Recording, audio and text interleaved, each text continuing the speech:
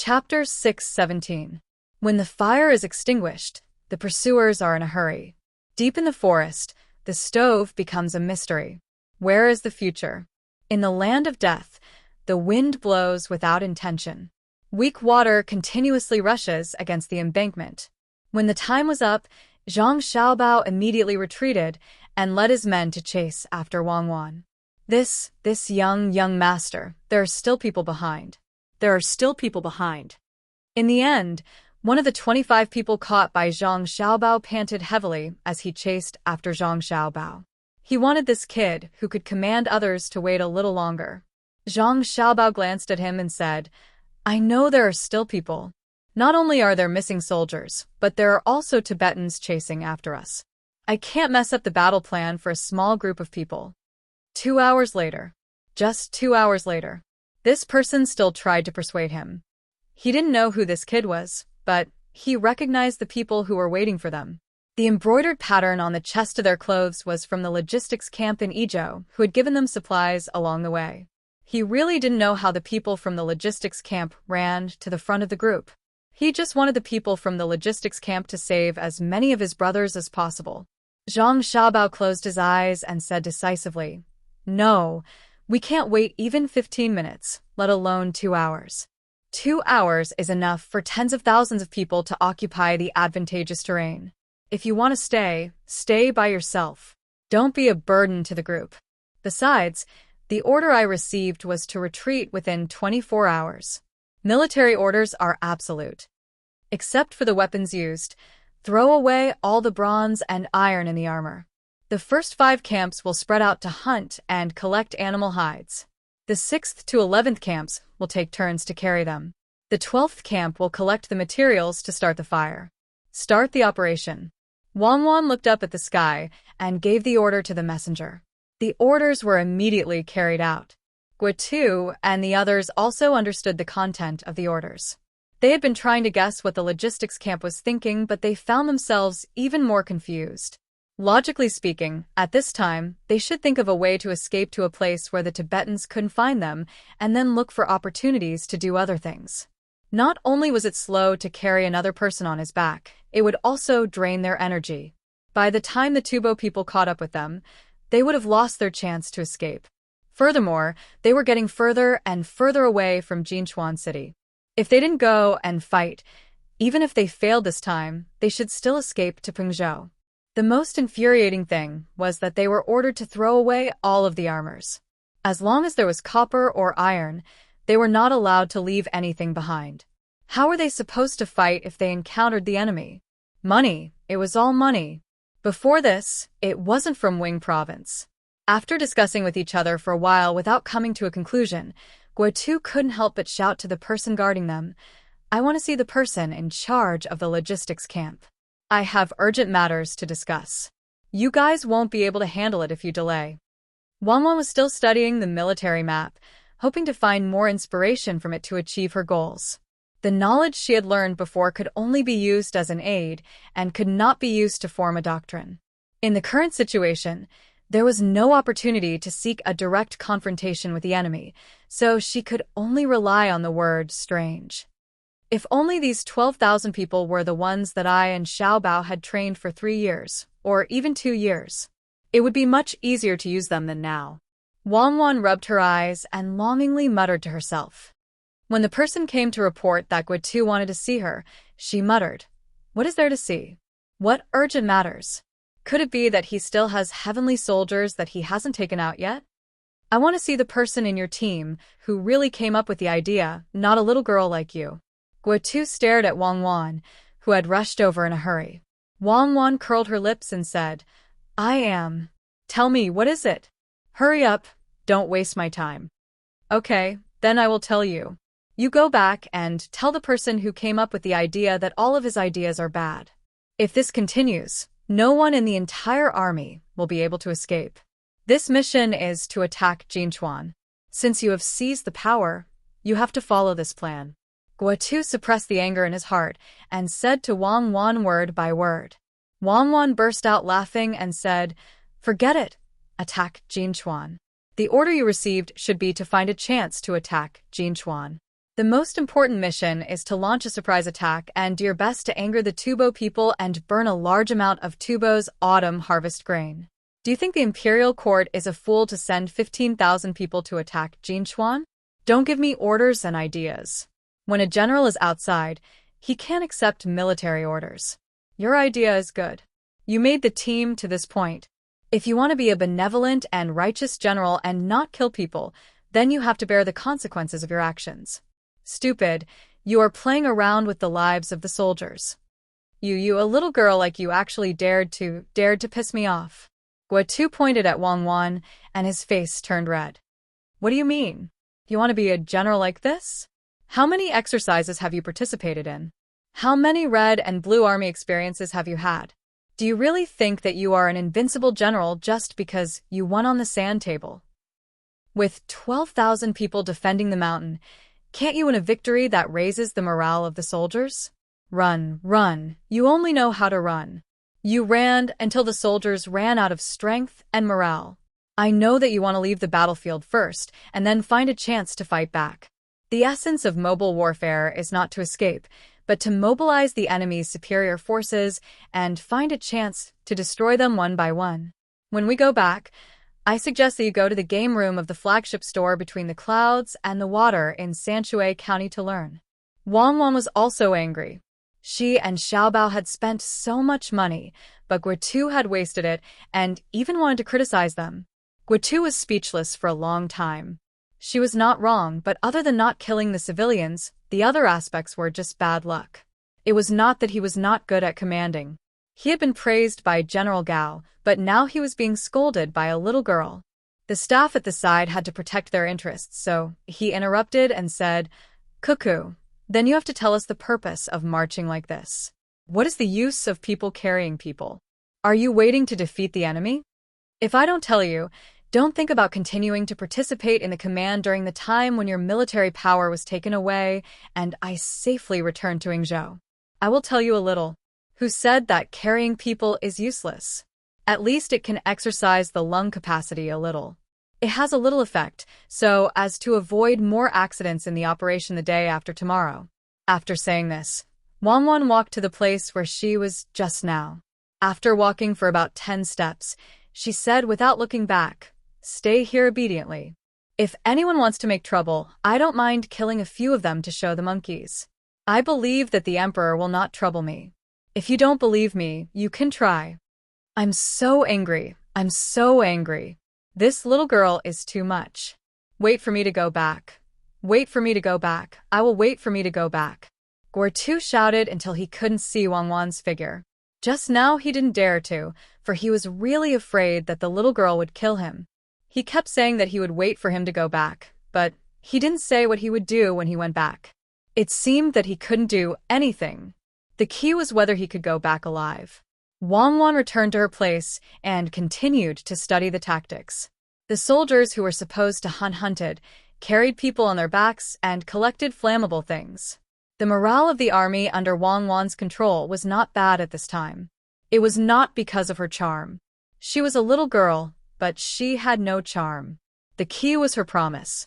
With the financial power of between the clouds and the water as the foundation, she gave the soldiers hope. One day later, the operation of carrying people on their backs stopped.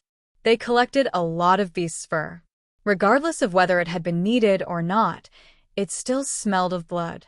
She asked people to sew simple coats and leather bags with the intestines of the beasts using simple needles made of branches. Because the speed of the march was affected by carrying people back and forth, Zhang Xiaobao caught up with them in the evening. Wang Wan ordered everyone to rest. After eating wild vegetables and animal meat, she only asked everyone to leave a piece of compressed biscuit. Except for the people who were on guard, everyone went to sleep. After a long journey, the 2 pigeons finally flew back to their home in the capital from Izhou. They were taken from their claws. After eating something hurriedly, they cooed and went to rest. Gao Lisher, who was the chamberlain, hurried to Xingqing Palace with the things sent by the person who received the letter. At this time, Li Longji was enjoying the singing and dancing of the concubines while working. He had not decided which woman to accompany him tonight. The women were also trying their best to show off, hoping to be favored tonight. Li Longji, who had just called out good twice, saw Gao Lisher's expression and knew that something had happened. He hurriedly dismissed the women and called Gao Lisher over. Lisher, is there something urgent? Li Longji looked at Gao Lisher and asked. Pengzhou's fast horses have not yet arrived. Izhou's Yao Chong and Bai Shu's flying pigeons arrived first. Guotu could not bear to kill on the way and exposed his tracks. His provisions were robbed. He was defeated and retreated to Dachuan. Gao Lisher said to Li Longji. Defeated? Did Pengzhou have provisions to escort? Li Longji did not expect Guotu to be defeated before even reaching his destination. His expression could not help but turn ugly. He then asked about the provisions in Pengzhou. He meant to send people to deliver provisions to Guotu's day. Pengzhou has sufficient provisions, but no one dares to send troops privately. Coincidentally, His Majesty's decree was sent to Pengzhou and received by the logistics camp in Idyll. They reorganized their troops overnight and left to reinforce. Their whereabouts are unknown. In addition, Zhang Zhong's eldest son, Xiao Bao, and Cuckoo are traveling with the troops to assume command. Gao Lisher's tone changed slightly when he said this. He also liked Zhang Xiaobao and Wang Wan. From Bai Shu and Yao Chong's letters, he often learned about the two little fellows. Not only were they beautiful, but they were also smart and eager to learn. They were filial to their elders and were well educated. They were also good at cooking and often cooked for their family and Bai Shu. Gao Lisher could not have children himself, so he liked other people's children. If possible, he really wanted to make Zhang Xiaobao his own child. When he received the news this time, he could not help but worry about the two little fellows. Li Longji also became nervous and asked, how many people did they bring? The Zhang family's protection team has 56 people. Bai Shu and Yao Chong's combined protection team has 100 people. Prince Tang and's protection team has 200 people, and the rest are ordinary people escorting provisions. This trip is very dangerous. Gao Lisher replied. That was all that was mentioned in the letter he received. Li Longji also knew that it was dangerous. What could 300 people do? He could not help but complain to Gao Lisher. Why are the Zhang families so stupid? Look at other families. Which family doesn't have a large number of guards? They make a lot of money. When it's time to use people, they have 56. Chapter 6:18. Li Longji's plan was to first send troops over to launch a surprise attack and then burn a portion of the grain that was about to be harvested in autumn. Tubo requested peace every year and attacked the borders every year. When they requested peace, they actually used the attitude of a victorious country. Naturally, they wouldn't allow Great Tang to give them anything. Taking advantage of the fact that the Zhang family was able to popularize the seeds in Great Tang and had the method of hatching chicks and thermometers, they would be able to produce a lot of grain next year. This autumn, when Tubo retaliated and attacked, Great Tang would have finished harvesting the grain in many places. They wouldn't have to worry about not having enough grain to fight a war. Using the method of fighting a big war to make the people of Great Tang work hard to support the borders. The method of support was to learn how to plant seeds and use war to stimulate the thing called domestic demand and promote the development of productivity. Li Longji learned this from Bai Go's letter. He felt that if it was successful, it could also be used to train the soldiers. After 2 years, when Great Tang had more grain, poultry, and livestock, they could use it to expand their territory. However, he didn't expect that the usually smart and capable Guotu would make such an idiotic mistake. Yes, he was an idiot. If he made a mistake, he should just die there. He even implicated Xiao Bao and Cuckoo. Xiao Bao and Cuckoo were the personal disciples of the two experts of the Zhang family who didn't show themselves. It was said that the two little fellows were able to pass the imperial examination. How capable were they? If the experts weren't willing to show themselves, then so be it. Wouldn't it be fine if the two little fellows learned their skills? The two little fellows couldn't possibly hide and not show themselves, right? Regardless of whether it was for their own use or for their children or grandchildren, it would be fine. Now that the two little fellows had come out of seclusion and brought more than 300 people who could fight, would they be able to come back alive? If they were really unlucky, where could they find two such people? who knew how long the experts of the Zhang family could live. More importantly, the 4 children of the Zhang family were indeed stronger than ordinary people, but they were far inferior to Xiao Bao and Cuckoo. The more Li Longji thought about it, the more fearful and angry he became. He had even told the Zhang family to visit Xiao Bao and Cuckoo when they returned to the capital after finishing their business in Idyll. Now that their lives were at stake, if it was possible, he really wanted to bite Guitu to death. Let the 2 children bear the consequences of their own actions. Of course, Li Longji didn't want to talk about it, nor did he want to think about the fact that he had sent out a decree to give Zhang Zhong credit. He could only hope that Xiao Bao and Cuckoo, the 2 future talents, would return safely. When the time came, he would immediately send out a decree to ask Zhang Zhong to take good care of the 2 children and not let them run around. If something happened, would Zhang Zhong be able to take responsibility? Xiao Bao and Cuckoo weren't his own children. How could he wait for them to grow up and do more things like experts? Li Shi, go and call Song Jing, Zhang Shua, Zhang Juling, and the others who can discuss this matter. Let's see if there's anything we can do. Li Longji wasn't in the mood to let the concubines dance to liven things up. He had Gao Lishi call for people to discuss this matter. Gao Lishi hurriedly left. He was worried about Xiao Bao and Cuckoo. He was also preparing to find an opportunity to recognize a godson, or daughter-in-law. In any case, he just wanted to recognize a relative. He also wanted to take some time to enjoy the 2 children's cooking and take them for a stroll in the imperial gardens. Guitu didn't know that he had already been hated by someone, and it was a very powerful person. He continued to analyze what the logistics camp wanted to do with the general, who was also under house arrest. This is too much. This is too much. They arrested us and didn't even tell us their purpose. Everyone, think about it. If we really escape, we won't be able to answer correctly if someone asks. Also, is this food for humans? Guitu complained as he ate the wild vegetable soup that didn't have any meat. If he didn't make such a big mistake this time and put the army in danger, he might continue to praise the logistics camp. However, it seemed that his psychological quality was not high enough. After encountering a setback, not only did he become absent-minded, but he also tried to push the blame from himself to others. The bad side of human nature was undoubtedly revealed, especially when he was under house arrest and did not know the purpose of the logistics camp. In fact, he really wanted to participate. Even if he could say a few words occasionally, it would be good to remind them. However, they didn't give him the chance at all. Facing the fear of the unknown, he finally exploded. The other generals didn't say anything and didn't complain about the food. In the current situation, it was very good to have stuttering food. Usually, when fighting for power, it was not as simple as house arrest.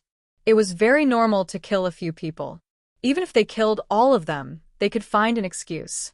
With the help of the former prime minister and the former minister of revenue, they couldn't do anything to the 2 kids.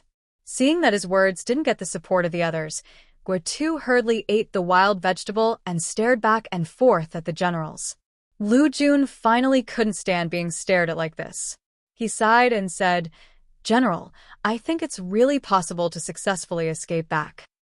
Since the people who followed us couldn't understand, how could the Tubo people guess the intentions of the army? It looks like they're going to make a big move." As if to support Lu Jun's words, early the next morning, Wang Wan's new order was passed down. 10 battalions were to be close to the mountain. All the food that they collected was to be given to the 10 battalions. The remaining 2 battalions, and the few hundred people who came back later, were to continue forward. After 3 days, they would descend the mountain and be met by people there. Along the way, they were to reduce the number of stoves. Every 3 hours, they would burn the stoves. From 70,000 to 60,000, then to 50,000. After 2 days, the number of stoves would be back to 2,000. When they reached the front and descend the mountain, they would listen to the instructions of the people there. Another point was that when the 10 battalions continued to ascend the mountain, they would use flammable objects to create a thick smoke to obstruct the Tubo people's pursuit and erase their traces. After the order was passed down, Wang Wan and Zhang Xiaobao led the 10 battalions and set off. Guo and the others continued to lead the 10 battalions. Otherwise, if the 2 battalions were to be handed over, it would be easy for them to take back their authority. You all don't want to live anymore. Do you know how cold it is on the mountain? All of the food added up is only enough for 2 days. You all killed 10,000 people just like that. I want to see the person in charge. I want to see the person. When Guo was being watched climbing up the mountain, he knew that they were preparing to ascend the mountain. He kept shouting and shouting. According to what he had learned, he had already come to a conclusion about the future of the group. The face of the bodyguard, who was watching them, darkened. He kicked Guo from behind and said, "Behave yourself. What are you shouting for? If you shout again, I will chop you up. Let's see how many people are willing to offend Royal Prince Tang, and for a failed general." Royal Prince Tang? Royal Prince Li? What does he have to do with you? Guo asked in surprise. He didn't dare to call Li Sun by his name. I am the personal bodyguard of His Royal Highness. His Royal Highness is a guest in Idyll and calls young Master Xiao Bao his younger brother. What do you think it is related to him? Li Sun's bodyguard replied in dissatisfaction. Guo didn't say anything, and so did the other officers. Only now did they realize how big of a backer the 2 kids had.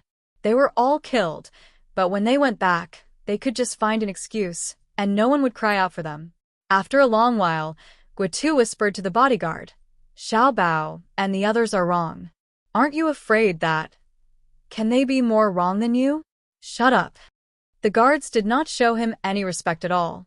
They knew the little young master and the little lady's abilities very well. They had seen it when they were in Luzhou. Then they went to Shu province and then to Prung province. They learned from the 2 of them along the way. There were many tactical ideas that they had never thought of before they met the young master and the young lady. They were very good at analyzing human nature and terrain in various situations. However, they were not done yet. It seemed like there was more to come. Would such people make an unwise decision? After Zhang Xiaobao and Wang Wan led 10 battalions up the mountain with more than 10,000 men, the 2 battalions below started to light the fire. Thick smoke drifted with the wind.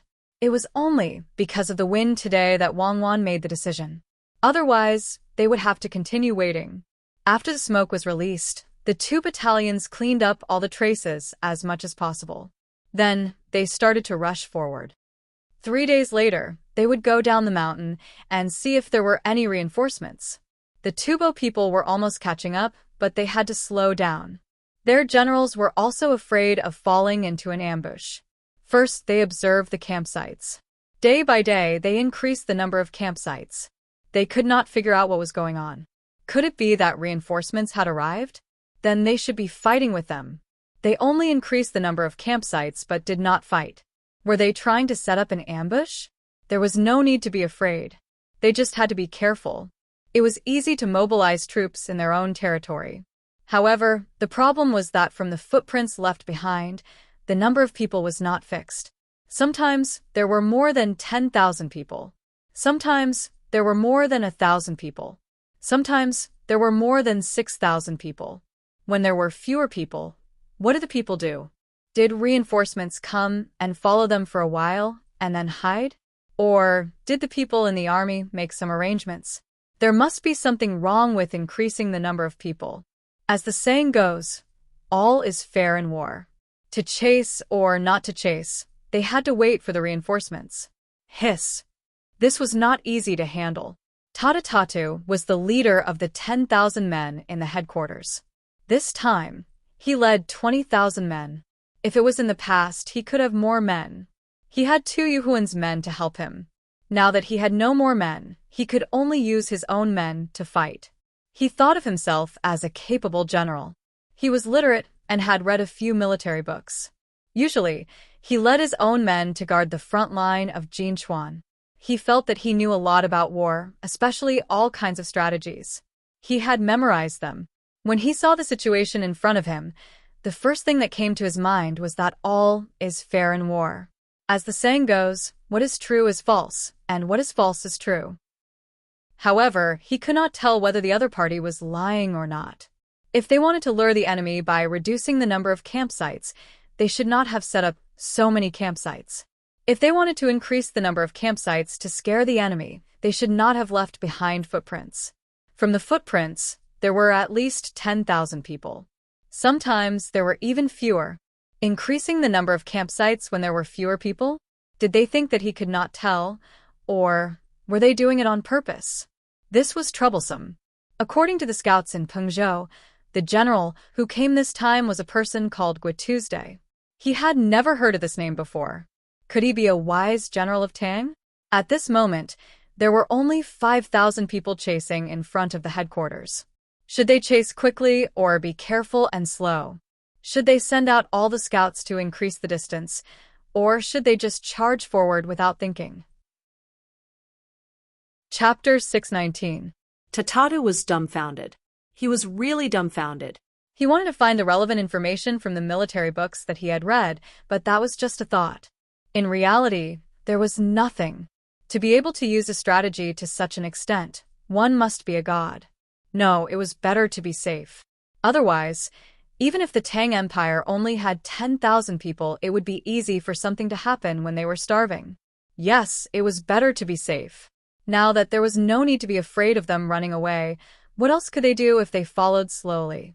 Thinking of this, Tatatu ordered the troops behind to speed up while he sent out a large number of scouts. This was the bolder battle strategy that he had come up with himself. When he had more troops than the enemy, he would not be fooled by them.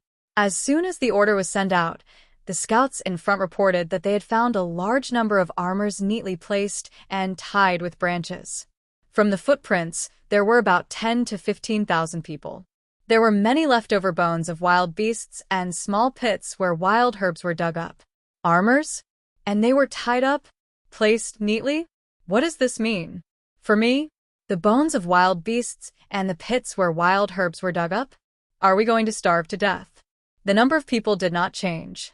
Is it still the same as before? Tatatu suddenly had doubts about the bolder battle strategy that he had just decided to use. He did not know if the enemy was trying to scare him so that they would move forward lightly, or if they were trying to trick him so that they would have more time. The crux of the problem was whether to chase after them or not. This feeling was very uncomfortable. To be safe, Tatatu suppressed the urge to chase after them quickly and waited for the people behind to catch up. At the very least, there had to be more people than the Tang soldiers who had left their footsteps behind. The troops slowed down. Tatatu, who was still feeling uneasy, could only comfort himself that this was the right decision. Half a day later, on the morning of the next day, a total of 16,000 people had gathered. The remaining 4,000 people were responsible for escorting the supplies. With 16,000 people under his command, along the way, he only caught more than 100 people who were originally in charge of escorting the provisions. They were all good slaves who could be exchanged for many things when they returned. However, he did not see the main force of the Tang army. Just as at-a-tat-a-tat once the smoke came out, the Tubo people started to feel uncomfortable. Not only did the smoke affect their eyes, but it also affected their breathing. They kept coughing and rubbing their eyes hard. Some even wanted to stick their heads into the ground to avoid the smoke. In the morning, the forest was already humid. In some places, the fog had yet to disperse. Once it was mixed with the smoke, the smell was extremely irresistible. Advance. Pick up the pace and rush over. Tatatu ordered with reddened eyes. He really wanted to run back. He was afraid that he would be chased by the smoke while he was running. The people chasing him must have been prepared. At least they could cover their faces with wet cloth.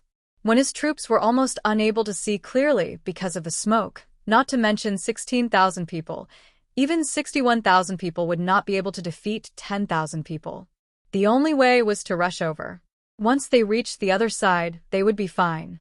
Judging from the thick smoke, they should not be too far away. They could only face it head-on and could not retreat. The 16,000 troops rushed forward under his command. The further they went, the more uncomfortable they felt. Some people were smart enough to wet their clothes with their urine. Everyone followed suit.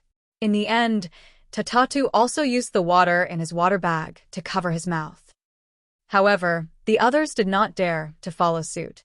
If they ran out of water, they would have to go up the mountain to melt the snow. This would delay the progress of the troops.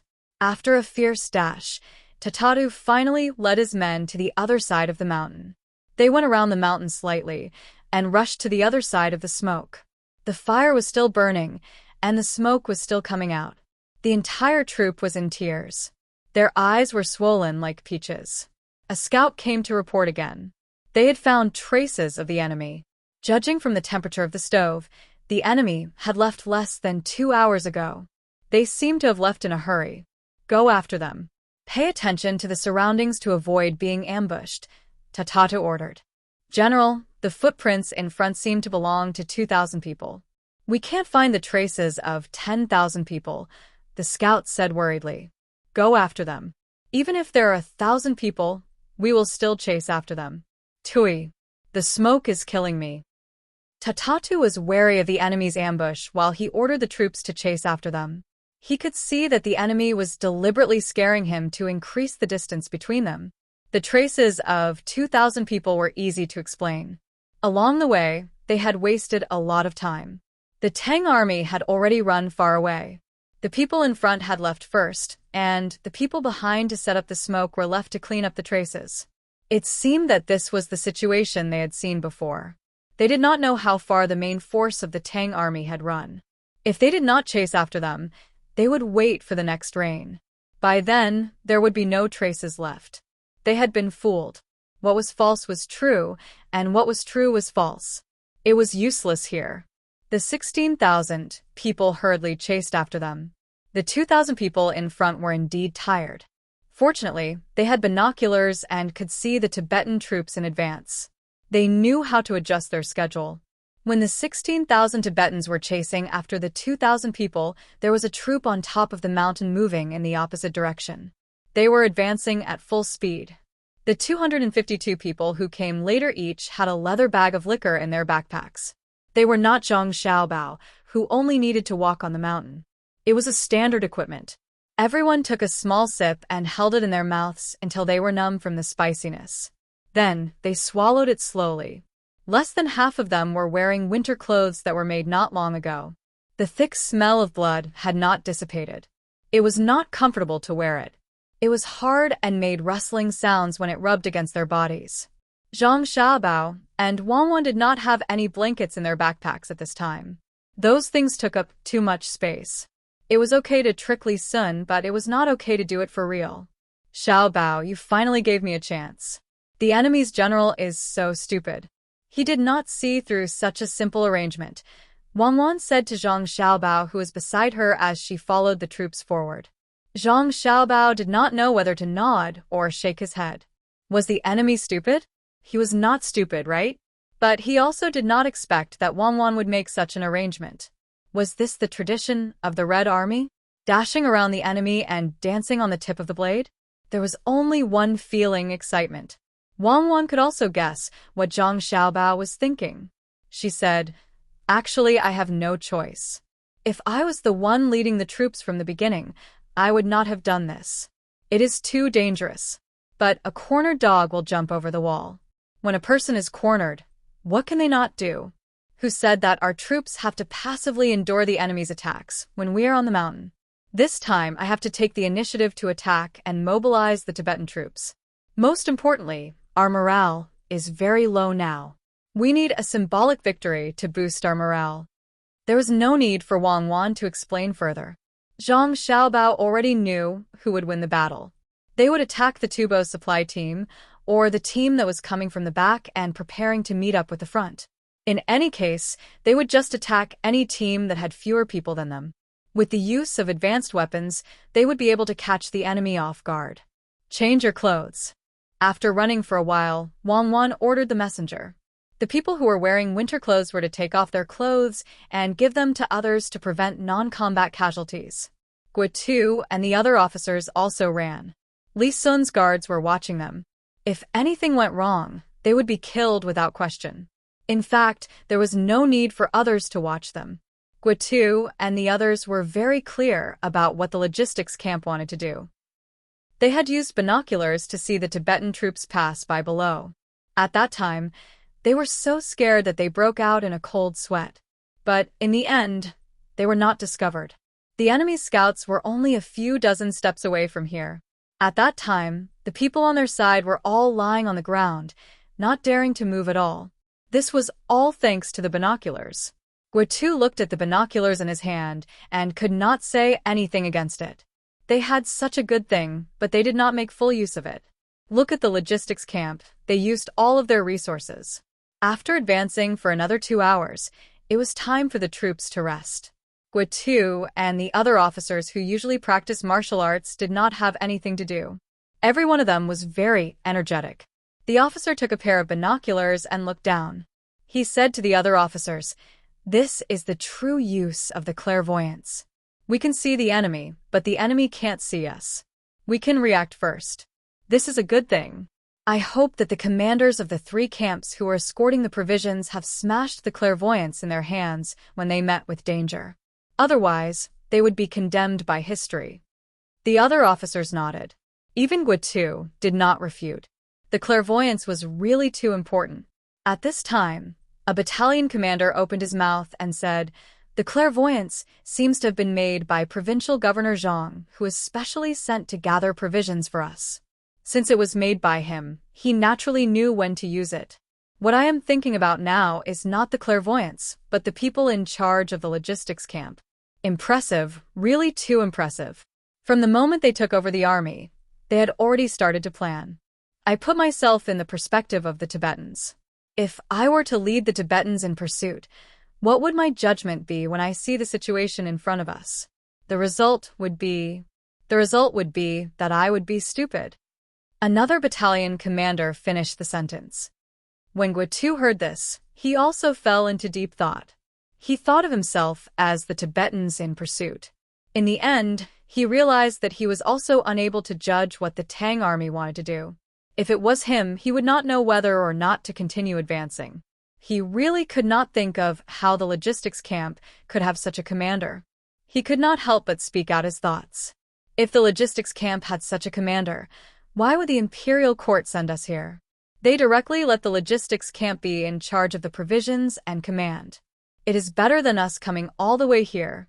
Perhaps we would have already attacked the Tibetans. Chapter 620. Snow and ice, hidden sharpness, close at hand, thousands of hidden soldiers, gritting their teeth to endure the cold. Take off their clothes, bare their chests, engage in close combat, bravely advance, unstoppable in their pursuit. Wang did not expect that after the Tubo army went over, what followed was not the reserve soldiers who were there to reinforce the key points, but the grain escort team. If this was the case, she would be as stupid as Guitu's day. In fact, even Guitu knew that he had to fight now. 10,000 people against 4,000 people. If he did not dare to fight, then there was no need for him to lead an army. After discovering the Tubo people escorting the grain ahead of time, Wang immediately started to make arrangements. Everyone drank the last bit of wine, took off their clothes, and put them under their bodies. They lay on their stomachs and waited for the 4,000 people to come over. The people who took off their clothes were Guitu's original men. The people from the logistics camp were still wearing their clothes. They could not take them off as they would be the vanguard later. From the time the scouts discovered the 4,000 Tubo people until the Tubo people came, they waited for a full hour. In just 1 hour, more than 10,000 people lay on their stomachs, gritting their teeth and enduring the cold, all for the sake of launching a surprise attack. Listen to my orders. The logistics camp will attack first. The crossbowmen will follow and suppress them immediately. When the sword spear team charges, the crossbowmen will attack and push forward. If we win, we will have everything. Get ready. Wang passed down the order one by one. She nervously took out her musket and tried to take a deep breath. This could be said to be the first real battle she commanded in this era. She could only succeed. Failure was not an option. The Tubo people who were escorting the provisions were also very careful along the way. They knew that the ones who were most vulnerable to attack were their own troops. Along the way, they looked around vigilantly, as if there were enemies everywhere. There were even some people who would shoot arrows at places where people might be hiding every once in a while, as if they were beating the grass to scare the snake. When the 4,000 people were about to reach the ambush site, a few people in the team shot their arrows at the mountain. The others missed, but one arrow pierced into the shoulder of a Tang soldier. Puff.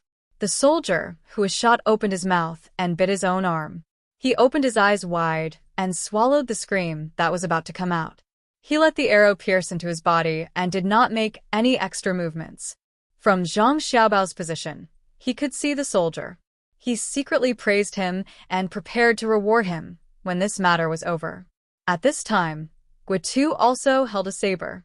He knew that he had no chance to command, so he had to fight.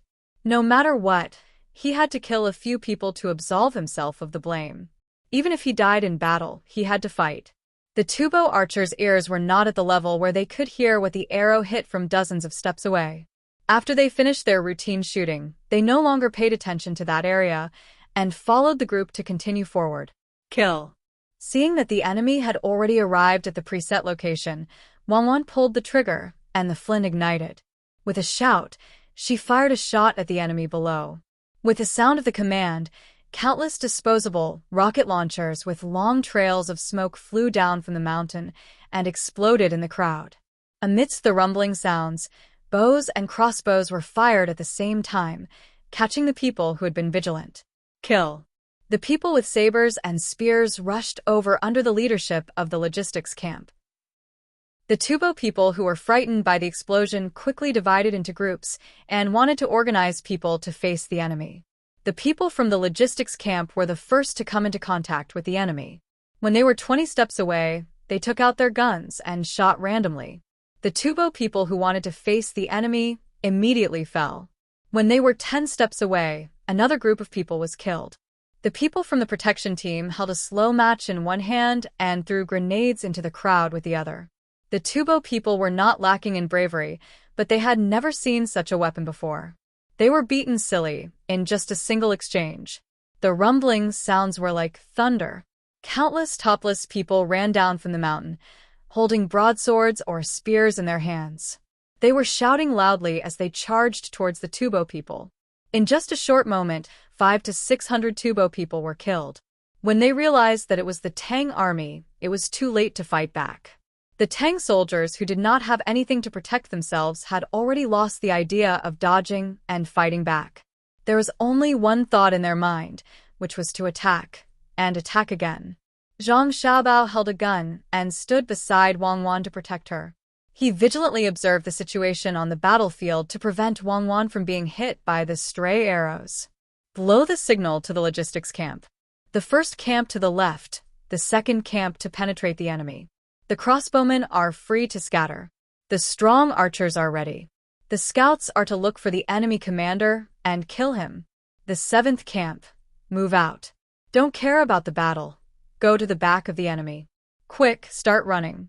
The eighth camp support the middle. Don't fight too long. Quickly split up and surround the enemy. Fire the remaining 10 camps. Fire the remaining 10 camps.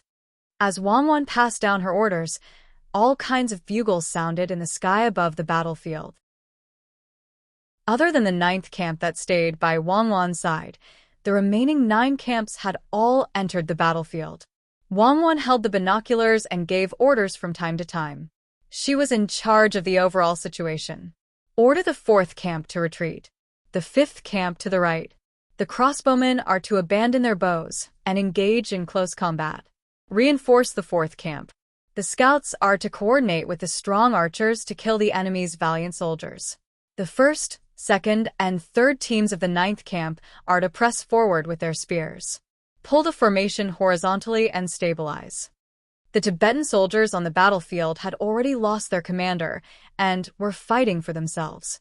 As Wang Wan passed down her orders, the 3 teams of the 9th camp, which had close to 600 people, pulled the formation horizontally and stepped forward with their spears.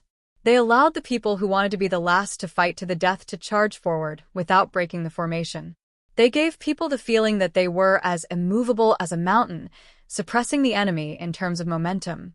Under Wang Wan's command from above, the Tubo soldiers were quickly separated and surrounded in panic. The Tubo soldiers, who were already small in number, were ambushed and could only run around randomly. It was as if they were surrounded by enemies. For the first time, Those who were wearing armor realized that armor was a burden in a battle in the mountains and jungles. The people who were standing on the flat ground were better off. The Tibetan soldiers who were fighting on the slanted ground had to maintain their balance. There were people attacking them from all directions, making it impossible for them to coordinate with their own people. Those who can speak the Tibetan language shout out. Those who surrender will be spared. Seeing that the battle had become one-sided, Wang heaved a sigh of relief. Following the shouts, the Tibetan soldiers who had already lost their will to fight threw away the weapons in their hands and knelt down to surrender. The remaining people were also killed one after another under the siege of the Tibetan soldiers. The ambush lasted for more than half an hour from the beginning to the end. All of the Tibetan commanders were shot to death. After counting the number of people, out of the 4,000 Tibetan soldiers, 1,000 had surrendered. There were also more than 600 Tang soldiers who had sacrificed their precious lives and could not return to their homeland. Those who are injured, bandage your wounds and bring your clothes back to wear.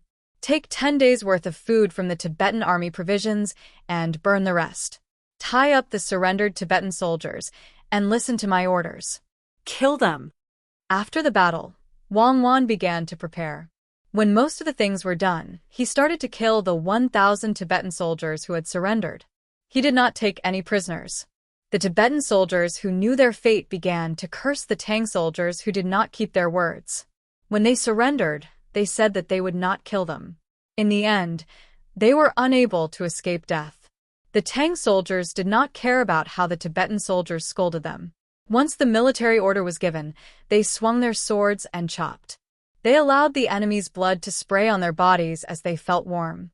Remember the names of the soldiers who died in the battle and retreat with me. It was impossible for Wang to take the prisoners, let alone the corpses of the dead soldiers. He could only leave them on the mountain and become food for the wild beasts or the target of the Tibetan soldiers to vent their anger on. The soldiers in the army that had less than 10,000 people put on their clothes and took 10 days' worth of food before disappearing into the mountain. They only left behind a ground full of blood and corpses, as well as thick smoke from the burning of the provisions. The soldiers who were tired from winning the battle retreated at lightning speed. They were willing to obey Wang's orders from the bottom of their hearts. Whoever could lead them to victory would be able to gain their respect. Guo and the other officers were also watched as they moved with the army. They were quite lucky as none of them died. They even killed quite a number of Tibetan soldiers. This might have something to do with their usual practice of martial arts. Guo might have made a mistake in his previous command, but his fighting skills were not weak. He alone killed 6 Tibetan soldiers. His sword was broken, and his body was covered in blood. He did not know who stabbed him on the right side of his chest. The tip of the spear went in by more than an inch. He casually bandaged the wound and did not complain even when the blood soaked the bandage. He was very quiet as he moved with the army. Occasionally, he would look at Zhang Xiaobao and Wang with a different gaze. Some of the officers finally knew that the real commander of the logistics camp was the little girl, Wang. All the orders came from her mouth. The evaluation they gave her in their hearts was that she was ruthless, decisive, and flawless in her command. Her grasp of the situation on the battlefield had reached an unbelievable level. When the battle was at its most chaotic, she was actually able to command the troops in groups. Each group in the reinforced camp had close to 200 people, and each group had 4 groups. In other words, this little girl was able to command a small group of 50 people to attack, defend, divide, weave, cover, and surround. She was able to make countless soldiers in groups work together on the battlefield. The sound of horns, drums, and the constantly changing flags never stopped during the battle, just now. When the officers were frightened by Wang, they could not help but think, where did this little girl come from? Who taught her? To be able to command a group of 10,000 people to such a level, normal people would not even dare to think about it. Wang did not feel any sense of accomplishment. What was the point of commanding troops in groups? Powerful people were able to command troops in groups. On the battlefield, the strength of every group would be unearthed. A group had close to 50 people, but a group only had a few people. Chapter 6:21. At this moment, Zhang Xiaobao was still feeling regretful. If only he could bring back the corpses of the soldiers and bring back the captives to work as slaves. There were more than 1,000 people. Whether it was farming, mining, or building roads, they would be a great help. Unfortunately, it was impossible to bring them back. Cuckoo, I've realized that our one-time use rocket launchers aren't very useful. Other than scaring people, they can't kill many people. Especially when the nails inside are shot at people wearing armor, they are easily blocked. It's the same for the grenades. Some of them can only emit thick smoke. It's not like they're playing with flowers. The muskets aren't easy to use either. After firing a shot, there's no time to reload. All that fly out are iron balls. If they hit the enemy's face, it's fine. If they hit the enemy's body, they can still continue to fight. When they hit the armor, they make clanking sounds just like a music box. Zhang Xiaobao began to make a post-battle summary. Due to the lack of technology, the use of firearms had been reduced by a lot. Wang couldn't do anything about it, unless they could continue to improve it. However, she was still satisfied. She said, "It's actually very good to be able to scare people, especially when facing the enemy's cavalry. When they're frightened by the sound of the explosion, the horses can't take it. When we have cavalry, we can let the horses hear the sound of the explosion every day. After they get used to it, it'll be very useful when facing the enemy." While the two of them were discussing the use of the new weapons, Guitu and the others also thought of the weapons used by the logistics camp at the beginning. The rumbling sounds were quite spectacular. There were also those small gadgets in their hands that could hit people's faces, or people who weren't wearing armor. With a single sweep, it would cause a large number of injuries. Rich people are really different. Where did the Zhang family get such good things? Also, there's the sleeve arrows. Those who came face to face with them at the beginning didn't even have a chance to attack. They were shot down from afar. They didn't even have to wear leather armor. They were all shot through. Join Army said enviously. He thought that if every one of the 10,000 people was equipped with that kind of equipment, there would be no need to worry about death when facing 10,000 people. Even if there were casualties, it would be very, very small. They would be hit by throwing weapons and long-range weapons. The other generals also knew that the weapon was good, but they didn't have the money to equip it. No wonder they didn't agree when they wanted to take over their people. It was all because of money. They had a lot of miscellaneous items on them, and the materials used to forge weapons were different. When someone's broadsword struck, it could cut through the other party's weapon. While Guitu was also envious, he was thinking more about how Wang's commanding skills came about. The little girl actually had such skills. No wonder she was sent here to help. It seemed that the military power couldn't be taken back before they went back. While he was thinking about this, Guitu suddenly stopped and carefully looked at the surrounding scenery. He said to the general beside him, "What do you think they're going to do? From the looks of it, it looks like we're going down the mountain. But there are Tubo cavalry patrolling at the foot of the mountain. Otherwise, I would have brought people down long ago." All the generals shook their heads. They didn't want to guess what the logistics camp's people were going to do. In the afternoon, the troops suddenly changed direction and went in the direction of the 2,000 people escaping. Without the burden of armor, they put on leggings and hurried. "Don't tell me they want to go down the mountain and go up the mountain again?" Guitu asked in surprise when he saw the troops change direction. This was too risky. They had just gone down the mountain, and now they wanted to go back. They were too bold. Were they afraid that the other party wouldn't be able to find them? Quick, keep up. Those who are injured, walk slowly at the back. Don't worry, those who can still fight run forward. Wang didn't forget to urge the troops when she walked with the troops. Zhang Xiaobao also followed beside Wang. He also didn't understand Wang's plan. He asked while running, "Where are you going to take the troops?" "Of course it's going to the battlefield. If the army doesn't go to war, do you think it's going to be farming? I'm betting that the other party will give us a chance." Wang wiped her sweat and said to Zhang Xiaobao. Then she didn't say anything. She had to conserve her energy as much as possible. She couldn't let others carry her while running. Zhang Xiaobao and Wang's speed was not slower than the adults. The logistics camp's people were already used to the young master and young lady's inhuman abilities, but the people Guitu brought had never seen before. The people who were running next to them looked at Zhang Xiaobao and Wang Wan with a complicated expression. It was these two brats who had infiltrated deep into Tubo and delivered a few days' worth of supplies to them. It was also these two brats who had taken over the military authority and led them to boldly infiltrate and successfully ambush Tubo's logistics team. The Little Ass's superb command had saved a lot of lives on their side. Who would have thought that when they were forced to march, they didn't need anyone's help at all? They could run at the same speed. Beautiful faces, cute smiles, decisive thoughts, ruthless methods, and unswerving character actually appeared in these two children.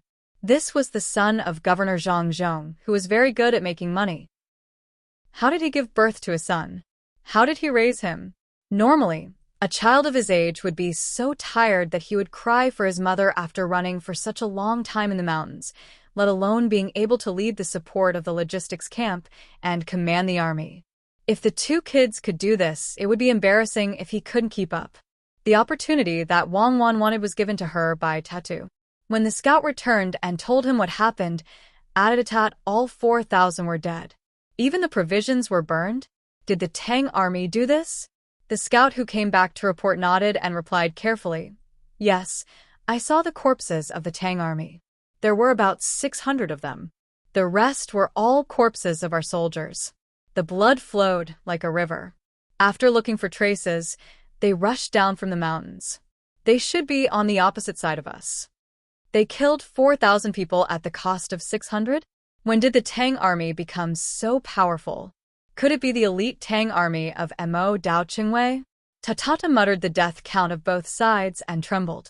He knew what the most powerful team of the Tang army was. The Mo Dao Qingwei was not a battalion, but a battalion was invincible. After he finished speaking, he shook his head. It was impossible.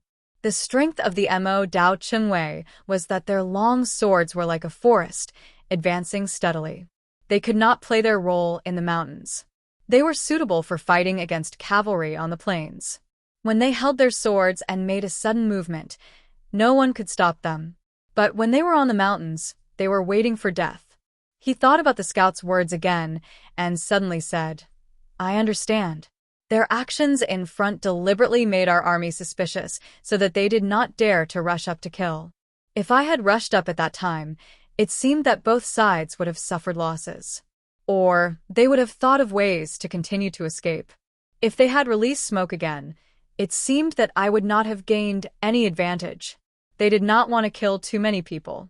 Smoke, I see. The smoke was not to smoke our army, but to cover them going up the mountain. In this case, the 2,000 people running in front were really 2,000 people. Their main force passed by us on the mountain and ambushed our logistics. Tatayata had figured it out, but he also knew that it would not make any difference to the outcome. However, he still felt that something was not right. If Guatu was really that powerful, how could his logistics team have been defeated by him? How could such a commander make such a mistake? Who was it? Who was the commander of the Tang army? Just as Tatatu was trying to figure out the opponent, a team of scouts came from the foot of the mountain. They belonged to another Tubo team. They came to report and at the same time asked about the situation here. After the people came down the mountain and reported the recent situation, Tatatu exclaimed, "What? The people's villages that led to here were all massacred? Pengzhou sent a logistics camp to support Guatu? The reason why Guatu's team was able to arrive here so quickly in such an environment was because of this logistics camp?" The people who came over said the recent news. They had spies in Pengzhou. When Guatu came out, the spies did not have time to react. When Zhang Xiaobao and Wang Wan led the logistics camp out, the spies could not delay any longer. But Pengzhou cooperated with Zhang Xiaobao and Wang Wan to seal the entrance. It was not easy for the spies to get the news out. At this time, the villages that were massacred were also discovered by the Tubo people. When the two sides were connected, they immediately knew who did it. The logistics camp in Idyll, the Zhang family of Between the Clouds and the Water in Sanshui County. They were the ones who ruined a big plan on their side. Now they appeared again. After thinking about how Zhang Zhong was demoted to be the provincial governor and how the Zhang family bought a lot of food here and organized a team of mules, they understood the situation better. It turned out that they did not want to be discovered and let the Zhang family collect the food. At first, when they knew that Zhang Zhong was demoted, they were happy. Now, they knew that he did not lose favor, but was put in the most important place to deal with them. The Zhang family's team was the last trump card of the Tang army. Damn it, no wonder I always felt that something was wrong. It turned out that the people were changed. Thinking about it, how could Guitu have the guts to fight against me? How could he set up a puzzle that made people not dare to move? In this case, the person who is commanding the Tang army now is the Zhang family. Damn it, the most powerful person was put in the logistics camp. I can't blame myself for losing this game. I don't know my enemy well. Tatatayata felt much better. After all, losing to a person who couldn't even protect the provisions was two different things from losing to a person who had ruined the plan of Tufan. After explaining the situation here to the messenger, he asked the messenger to go back and tell the army at the foot of the mountain to cooperate with the search for the main force of the encirclement of the Tang army. He thought that he had lost this round because he had underestimated his opponent and didn't know that his opponent was going to drop. But now that he was taking it seriously, it was different. Pass on my order. 3,000 people will continue to pursue the 2,000 Tang deserters. The rest will follow me back to pursue the main force of the Tang army. The troops split up at once. The 13,000 men left quickly under Tatata's lead. He thought that the Tang army must have gotten some supplies after the sneak attack. They wanted to leave the battlefield quickly and go back to Pengzhou. He would be able to chase after them from behind. As for the 2,000 men who helped to hide their tracks and release smoke, they probably did not have any supplies left. If the 3,000 men chased after them, they would be exhausted and could win. 3 hours after Tatata chased after them, the 3,000 Tibetan soldiers who were following behind the 2,000 Tang soldiers gave Wang Wan a chance when they were resting at night. When the people who escaped found Tatata the next afternoon, the main force of the Tang army had disappeared in the vast Jinchuan. There were 2,500 to 600 Tibetan corpses left at the place where they disappeared.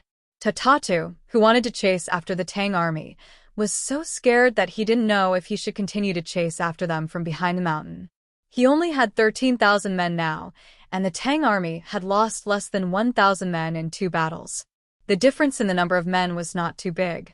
Moreover, the Tang army had a ghostly commander. If he chased after them, he might even kill himself. But if he didn't chase after them, he would lose 7,000 men for nothing. He wouldn't have a good time even if he went back. I'll send a message to ask for reinforcements. I'll fight with the main force of the Tang army. If I lose my men, I'll give the credit to the reinforcements. Tatata finally made up his mind to fight with the main force of the Tang army. Even if his men were to be destroyed and only the reinforcements came from behind, it would be considered his contribution. That night, Tatata's men waited for the reinforcements from the troops at the foot of the mountain. They set off in the night and chased after the main force of the Tang army. A group of men below also issued orders for the 3 10,000-men teams to send 2,000 men each to go up the mountain as reinforcements. It would be best if they could hurry up and catch up with Tatata's team. 2 days later, Tatatu, who still hadn't found the main force of the Tang army, received new news. The 3 reinforcements were defeated by the main force of the Tang army one by one. The location was where the first 4,000 men were killed. At the same time, Tatata knew where the main force of the Tang army was. How did it go? It turned out that it passed by his troops on the mountain and went around in a big circle. Furthermore, it went down the mountain and ambushed a 1,000-man team that was escorting the provisions here. Then, it disappeared again. Logistics camp, Idyll logistics camp, Zhangzhong, between the clouds and the water. Tatata didn't lead his troops to chase after them again. He was afraid that something would go wrong if he chased after them. He was especially afraid that the Tang army would always play the game of going up and down. How could he find them in such a vast river? He had to think about it carefully. He didn't want to be confused by others. So, he just lay in the camp and looked at the stars in the night sky. While tat-a-tat-a-tat, the last 3 ambushes were well done. Nearly 10,000 men attacked 2,000 people who let down their guard each time. After killing 3 teams in a row, there were only slightly more than 9,000 people left. Wang Wan didn't expect to be able to kill 3 teams. He planned to come back and have a good rest before thinking about the next move. However, the scouts found the people on the mountain ahead of time. It was still 2,000 people. So he killed them. After asking for information, he found out that there were 2 more teams and killed them all in one go. On the battlefield, luck is also a part of strength. Don't underestimate it. Of course, there aren't many situations where victory is based on luck. You have to find your own opportunities. The essence of mobile warfare is to divert the enemy while moving. Think of what the enemy can't think of. Don't always rely on luck. Excellent command is the guarantee of life and death. As long as you use the knowledge I teach you flexibly and don't stick to the dogma of books, you can escape unscathed even if you are unlucky. Opportunities are everywhere for people with strength. Zhang Yu, take your small team to do map practice. Give me the record later. Wang Wan taught everyone in a temporary house made of branches. The military map of Jinchuan was hanging on the wall. Wang Wan needed to tell everyone her thoughts about the command and her hesitation so that they could judge. If it were them, how would they deal with it? When Zhang Yu took people to do map practice, Wang Wan began to talk about the tactical application of small troops under the constraints of the terrain. Zhang Yu and the others had learned this before, so they didn't need to learn it again. Although every time she talked about the same content, Wang Wan would add new things she summed up. Guitu and the other generals who were under house arrest were also allowed to listen. The more they listened, the more frightened they were. The more they listened, the more afraid they were of Wang Wan.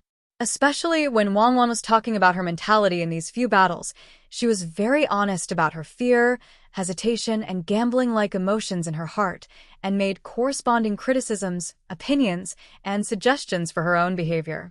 This kind of mentality that faced one's own weakness was the most admirable. Which ordinary person would tell such a thing to others and criticize it so mercilessly? As long as I win, I'll be the most powerful. But this little girl could face it bravely, dared to bear her own responsibilities, and could wake up at any time and correct her mistakes at any time. In the hearts of Guitu and the other generals, a new generation of famous generals was slowly rising. Such a serious attitude and so many strategic and tactical thoughts were all concentrated on the little girl. Such a person would not be doubted even if he won 100 battles. He had no weaknesses. If one were to say that this little girl's adventurous command could be seen in the past few days of operations, then the content of her current lecture was to tell people to try their best not to think about taking risks unless there was no other choice.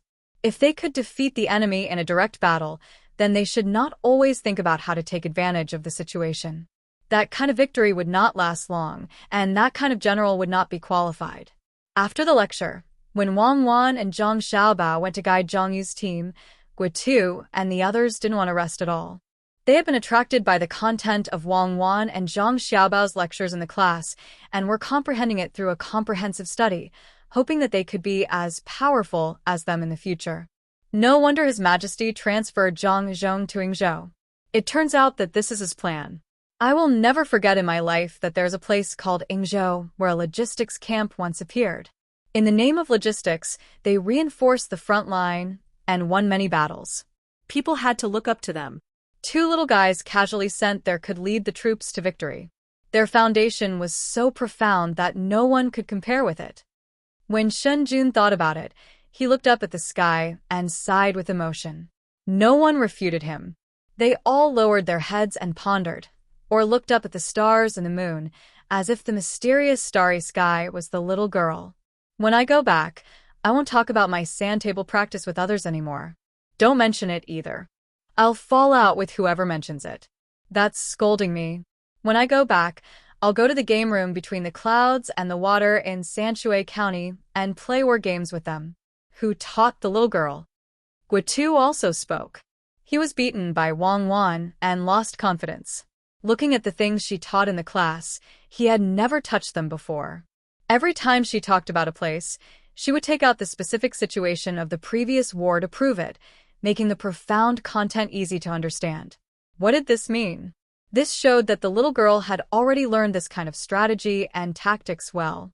If he had half the ability of the little girl before he met the little girl, he would also proudly face all the opponents. It was impossible for him to criticize himself like the little girl and take out his own shortcomings to be used as a teaching material for others. If what she said in the class was her shortcomings, then this kind of attitude was her merits. She was modest, eager to learn, and could summarize at any time. When a victorious general could put down his pride and self-criticism, it was hard for him not to succeed. Shun Jun said at this time, "In fact, there is one more thing that is more important. That is, the things that the Zhang family figured out are like fireworks but more powerful than fireworks. Also, they didn't talk about their training methods. Look at the people sent by the logistics camp. I don't believe that Commandery Prince Tang and can train such elites. If it was really because of Commandery Prince Tang, and his people wouldn't trust the little girl so much." Chapter 6:22.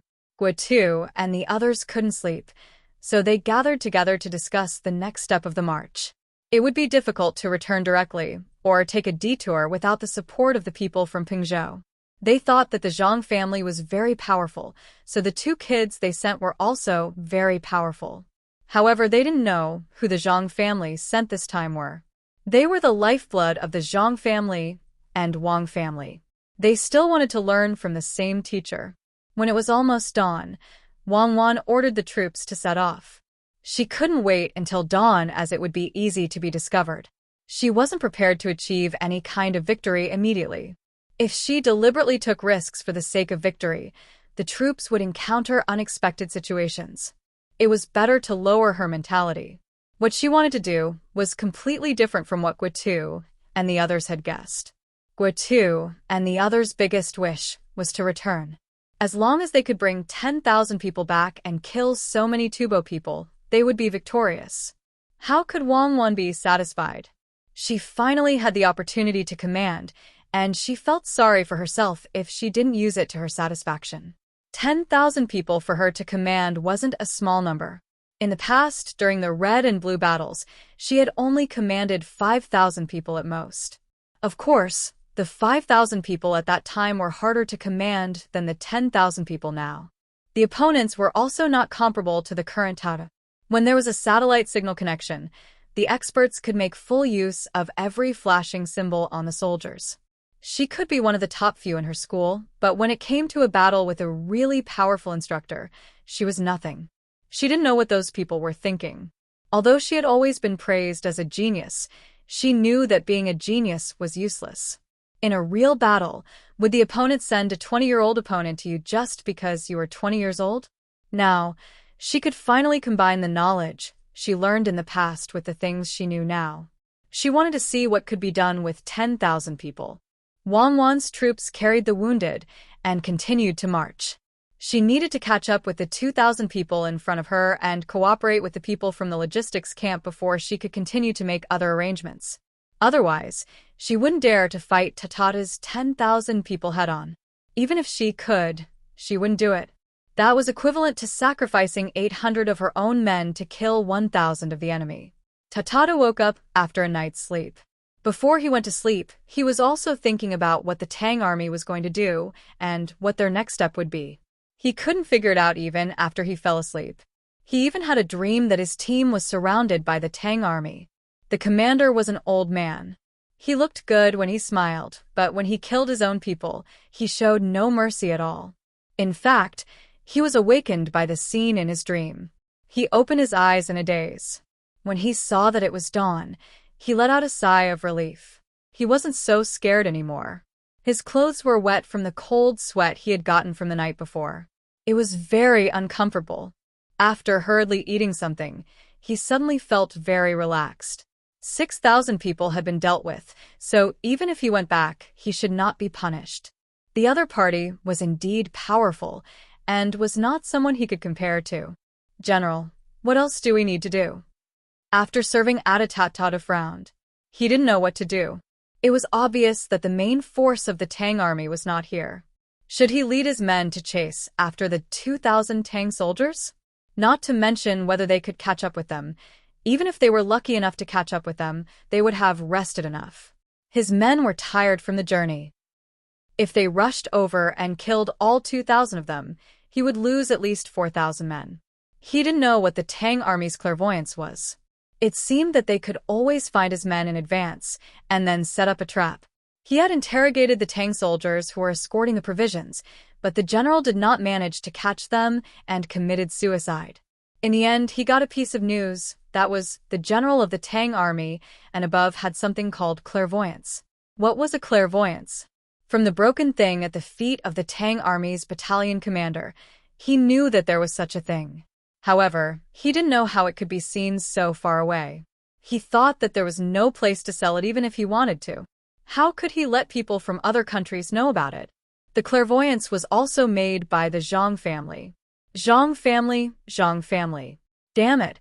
Why did the Zhang family of Sanshui County always make trouble? General? The messenger saw that the general didn't speak for a long time, so he asked again. Tatata trembled and came out of his thoughts. He thought for a while and said, "Let the troops continue to move forward. Don't worry. Send out the scouts." Yes, scouts. We can only use the method of sacrificing scouts to avoid the ambush of the main force of the Tang army. Tell the scouts to go as far away as possible from today onwards. They must come back every 2 hours. Otherwise, they will be ambushed. Hurry up and go. Sigh. If we send out scouts like this, we will suffer a great loss. As long as we encounter the Tang army, we may not be discovered and kill them. When the troops discover the situation, they will run away again. Let's wait and see. We will decide when the time comes.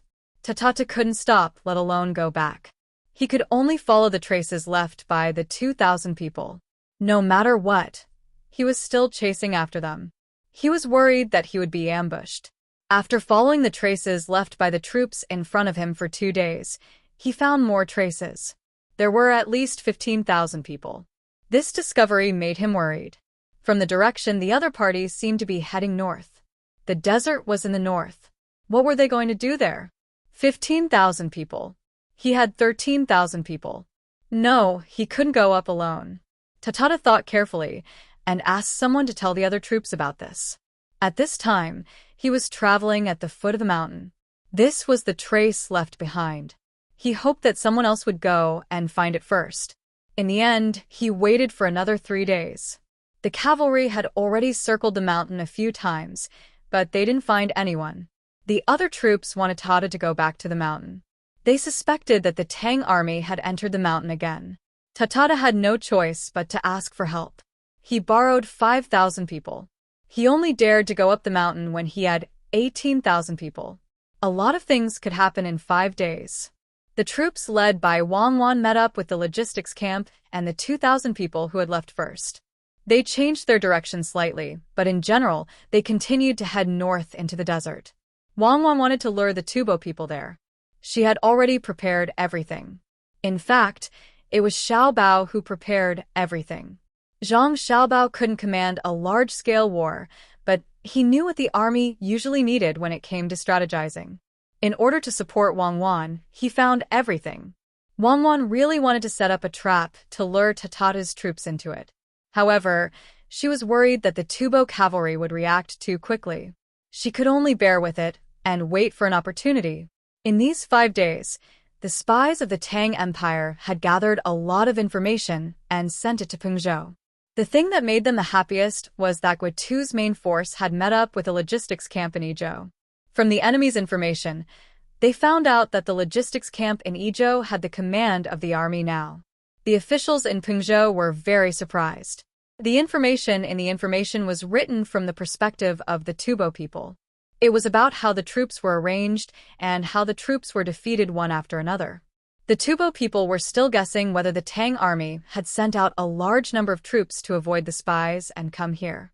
However, the officials in Pengzhou were very clear.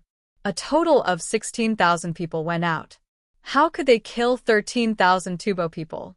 This was done when the provisions of the vanguard troops were intercepted and the 3,000 people were captured, killed, and scattered.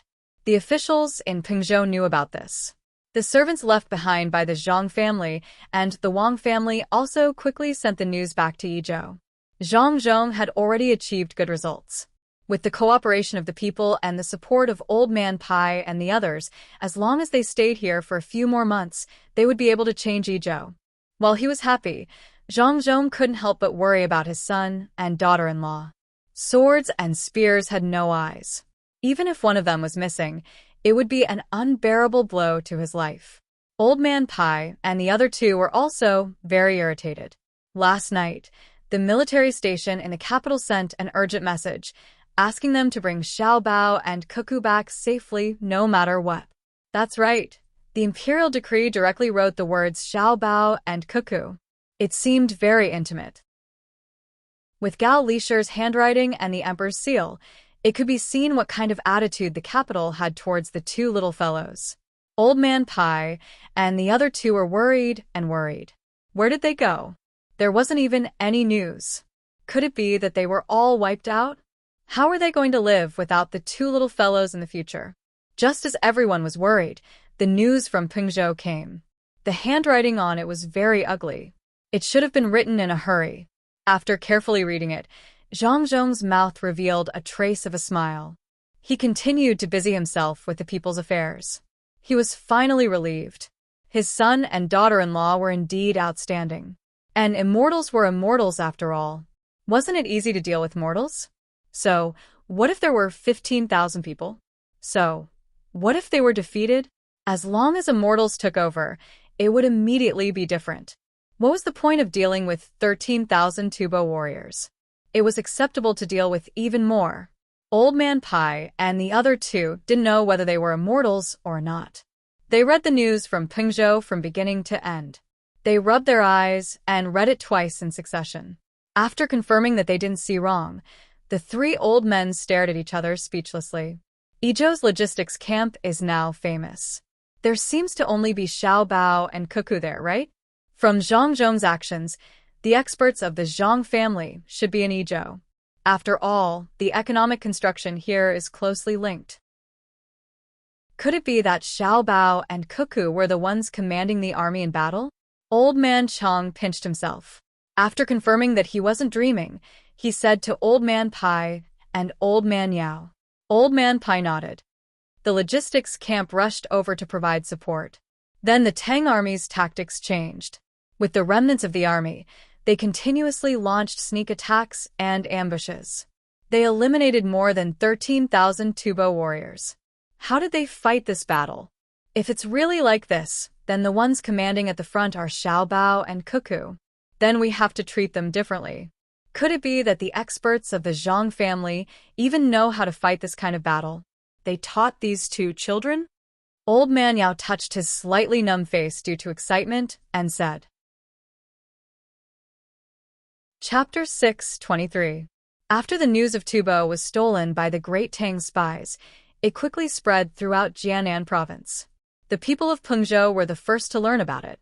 They were all worried about the army in front of them, but they also hoped that the army could kill even more Tibetans. The logistics camp in Idyll instantly became famous, and the matters of Zhang's family were quickly dug up. From Zhangjia Zhuangzi in Sanshui County to his promotion to the rank 3 provincial governor of Suzhou, as well as his taking orders in the face of danger, and enduring his demotion, these were all publicized by people with ulterior motives. Even though the Zhang and Wang clans rarely publicly admitted that the businesses between the clouds and the water were their own, they were still branded as their families. Zhang's reputation was unparalleled, and in the area between Pengzhou and Idyll, people further away still didn't know about it. Some people liked fame and were pleased with themselves, while others were afraid that fame would bring them trouble. The Zhang and Wang clans were a perfect match. This time, Zhang didn't need to ask his son and daughter-in-law to understand that they had to make good use of their reputation.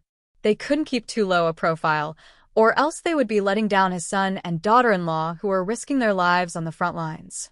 He immediately used the reputation of the Zhang and Wang clans to attract investment, spreading the idea of Idyll's natural environment and investment benefits to the surrounding provinces so that businessmen could participate. Of course, what he spread was only his intentions. As for the specific plan, he didn't. That kind of plan wasn't something that an ordinary person could come up with. He had formed a team with the remaining members of the Zhangzhong and Wang clans, and he could come up with a plan that no one else in the Great Tang could compare to. However, compared to his son, who did nothing, he was far inferior. Many of the businessmen who received the news were tempted. There was no need to doubt how good the Zhangzhong and Wang clans were at making money. The businessmen who had cooperated with the Zhangzhong and Wang clans in the past had all made a lot of money, at least more than if they had done it alone. What's more, Zhangzhong was now asking for help in Wing Prefecture, out of goodwill. If he went over to help this time, with the strength of Zhangzhong's family that could do both business and war, he would be able to benefit from it in the future. Just like that, Zhangzhong used the reputation he had gained to develop the local economy. He was even willing to share a few ways to make money with others. Originally, it was for his own family. At that time, there was no such opportunity. This kind of righteous action of Zhangzhong was immediately analyzed by smart people and spread to the ears of the common people. Because Zhangzhong always did things in the name of the imperial court, the common people first thought that the emperor knew how to make good use of people, sending such a great talent to Jiannan Road. Then, they praised Zhangzhong. This was how it was in the era of imperial power. After the excitement of the old man Pai and the other two, they also tied the news to the legs of a messenger pigeon and sent it to the capital, telling the capital not to worry anymore. The two children were very powerful and seemed to have grasped the essence of the expert's skills. They led a group of defeated soldiers and took a stroll in the mountains and killed 13,000 Tubo soldiers. As for when he would return, he did not know. He would wait for the Tubo to conclude the news before deciding. It was also impossible for them to send reinforcements. He did not know where he was. There was no trace of him, as if he had disappeared. I am puzzled. Don't tell me the two experts of the Zhang family know everything? As for how powerful they are, you can imagine it from the children they taught. This time, I am absolutely right. The experts of the Zhang family did not follow them and stayed in Idyll to teach Zhangzhong. The logistics camp can only be commanded by Xiao Bao and Cuckoo. I don't know which one. Old man Chang did not know much about the affairs of the scholars, but he liked to march and fight. When he thought about the more than 10,000 people running and fighting at the same time, making the Tubo soldiers unable to find their direction, he became excited. He said this to Old Man Pai and Old Man Yao. Old Man Pai was still worried. He was afraid that the two little fellows were not good enough and won 2 battles by luck. They really thought that they were the best in the world and led a team to attack Jinchuan City. They would be surrounded by the Tubo cavalry unless they grew wings and flew back. I hope that they will come back immediately. It is already a great achievement. If they bring people back safely, it will not weaken the reputation of the Tang Empire. The emperor will also be completely relieved. The emperor has a good idea. The experts of the Zhang family cannot force Xiao Bao and Cuckoo. We will wait for Xiao Bao and Cuckoo to learn the skills and grow up to serve the country. Maybe the emperor did not expect that before they grow up, they have already started to make military achievements. It will not be easy to arrange them in the future. Xiao Bao will definitely be the top scholar. If he is the commander of the battle, will he be the top scholar or the top scholar? If Cuckoo is the commander of the battle, one of them will be the top scholar and the other will be the top scholar. Should we arrange them together or separate them? What's more, Xiao Bao's martial arts and Cuckoo's literary skills are not bad. The most suitable place for the two of them to go is the border. Some people are involved in the local economic construction and people's livelihood, and some people are trained to resist foreign enemies. Especially the Zhang family, they can have a good relationship with the people in the mountains. Well, think about it first. It is still early. The two of them may not have learned all of the expert skills. No matter how old they have to wait until they are 15 or 16 years old. Old Man Yao meant that if the two little fellows came back and were targeted by others and arranged to be officials with real power, he had to stop them. At least he had to wait until they learned all of the expert skills. According to normal thinking, the expert was not young anymore. Maybe he would die one day. How could they not seize the time to learn? Old Man Pai also had the same idea. He agreed and said, yes. After they come back, no matter how others recommend them, Xiao Bao and Cuckoo must not be officials with real power. It is better to give them low-ranking officials and noble titles. I have to work hard to live for a few more years and see their achievements with my own eyes. I'll eat the medicinal food. When Old Man Chong heard Old Man Pai say to live for a few more years, he remembered that he still had something to eat. He asked someone to get it and said, I don't care about official positions. I just want to see the scene of the two little fellows killing thousands of people with a wave of their hands. Kill more Tubo people. Let them invade the border every year. Well, yes, where the sword points, where the sword points. When others were busy with their own things, Li Sun could not stay still. After he arrived in Idyll, he was restricted a lot.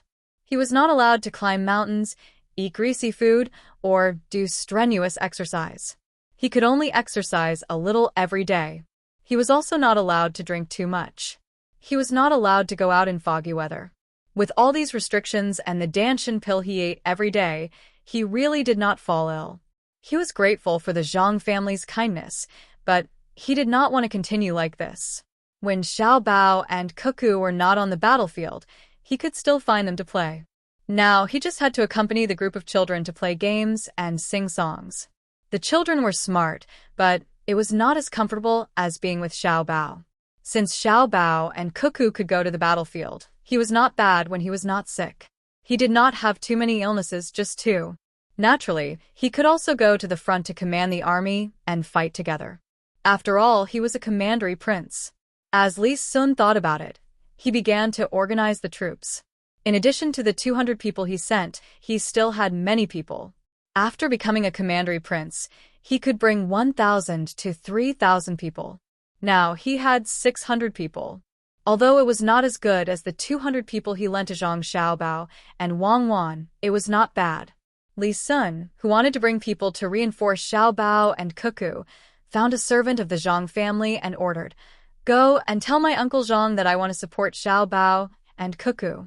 I can't let them fight alone. I will bring people to find them and form a triangle with them." The servant who was found was shocked by Li Sun's words. He thought to himself, "You want to support them like this? It is not certain whether you can find them or not. Even if you are lucky and find the young master and the young lady, they will definitely be a burden. Do you have the ability? The young master and the young lady will have to take time out to take care of you. They will just be a burden." The servant respectfully agreed. When he found Zhang Zhong, he told him Li Sun's idea. He also suggested that Li Sun be watched in case something happened. Zhang Zhong naturally could not let Li Sun run around. With his ability, he would be caught if he brought people out. Even if he had 6,000 people, what could he do? When he found Li Sun, Zhang Zhong threatened him. What he meant was, if you want to go out, go back to Tang and County first and come out from there. You can't come out now. Your father and uncle know that you followed me here.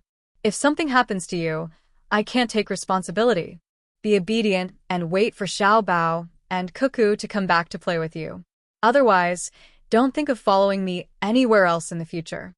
Li Sun was scared. He did not have any temper. He went to find Lu, and the others to play Monopoly. He muttered, "I'm not young anymore. I'm not a child anymore. I still have to obediently wait for Xiao Bao and Cuckoo to come back to play with me. I'm also someone who can do big things." The people of the Zhang family also started following him around, afraid that he would suddenly run away. 3 days had passed since the first report from the Tubo spies. The Tubo spies did not manage to find any useful information. More than 10,000 people had disappeared within their borders just like that. No one knew if they were alive or dead. It was very mysterious. The only news that came back was that the Tubo people were under great pressure. The Tang army could not be found in the territory, so they had to increase their military strength. They had already started to recruit soldiers from other places. There was a gap in the supply of food, and the Tubo people were tortured. At this moment, the capital also received the news again. It was still sent by Gao Lisher. Li Longji did not have a good time these few days. If it was a talented adult, he would not be like this. However, the talents of the experts of the Zhang family were not ordinary. The two little fellows were also so cute. When he dreamed at night, he would dream that Xiao Bao and Cuckoo were captured and killed by the Tubo people. When he woke up, he would be covered in sweat. He would feel the comfortable bed that the Zhang family sent him and would not be able to fall asleep for a long time. The officials of the imperial court also felt this kind of oppressive atmosphere. Because of the two little fellows, everyone could not help but take a few more glances at Jianan Road. Since they were 10 months old, they gradually started to understand things. They did not cry or make a fuss. They were obedient, filial, and eager to learn. As long as they were not mentally twisted, they all hoped that they would be able to return safely. Of course, they also hoped that they could have such a child in their family. The morning court had just ended. When Li Longji and a few of his close officials were discussing matters, Gao Lisher hurriedly left and returned. He said to Li Longji, who was not in a good mood but had to discuss matters. Chapter 6:24. At this moment, Li Longji was discussing with Prime Minister Zhang Shua and Song Jing, who had already been dismissed as Prime Minister, about the newly built canal. Because Li Sun and the Zhang and Wang families had given them a lot of money, the canal had been built quite well, and it had already been connected to more distant places. If the canal was connected before the autumn harvest, they would be able to transport more food from all over the capital when there was insufficient food. When they talked about this, Li Longji was reminded of the Zhang family and his two children, Xiao Bao and Cuckoo. The completion of the canal was obviously a good thing, but it did not put him in a good mood. Zhang Jiuling was not much better than Li Longji. His old housekeeper, who could no longer do anything, was also there. When he was building roads and relay stations back in his hometown, Zhang Zhong, who was the provincial governor of Luzhou, had given him a lot of money to help. He had also given him comfortable furniture and sea-dried goods. Currently, there were two beautiful little red fish swimming in the glass fish tank at home. It was almost time for the fish to come out. However, the two children of the Zhang Wang and Zhang Shua had gone missing with the logistics battalion. Moreover, they had gone missing in Tubo. How could he be at ease? Zhang Shua and Song Jing had also received a lot of things from the Zhang Wang and Zhang Shua. Now, every month, they would receive tonics from Huayuan County's Day Hospital. The four of them were thinking about the children of the Zhang Wang and Zhang Shua while talking about the canal that was built with money. It would be strange if the atmosphere was good. The canal is done. It's just a little bit away from being connected to the canal.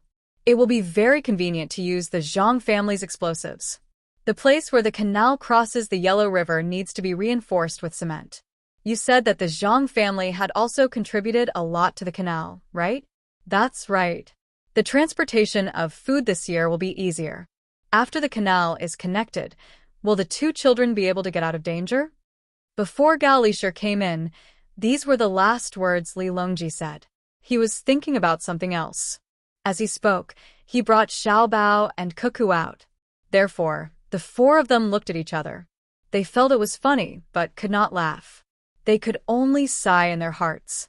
Gao Lisher ran in with a happy smile on his face, waving the letter he had taken from the pigeon. News from Wing Prefecture? What happened to Xiao Bao and Cuckoo? When Li Longji heard that it was about Xiao Bao and Cuckoo, he threw the matter of the canal aside. It was not important. With the Zhang family and the Wang family around, they could fix it if they wanted to. If the two kids died, wouldn't the Zhang family and the Wang family go crazy? What would the two experts do if their disciples were gone? Li Longji and the other three could not help but show a nervous expression. Fortunately, when they saw Gao Lisher's unconcealable smile, they felt that it should be good news. The two kids ran around Tubo and came back in fright. They were not caught. Gao Lisher did not dare to hesitate. Lightly coughing, he recited, "Reporting to Your Excellency, we received news from Tubo that Xiao Bao Huan personally led the logistics battalion to provide emergency assistance and successfully converged with them.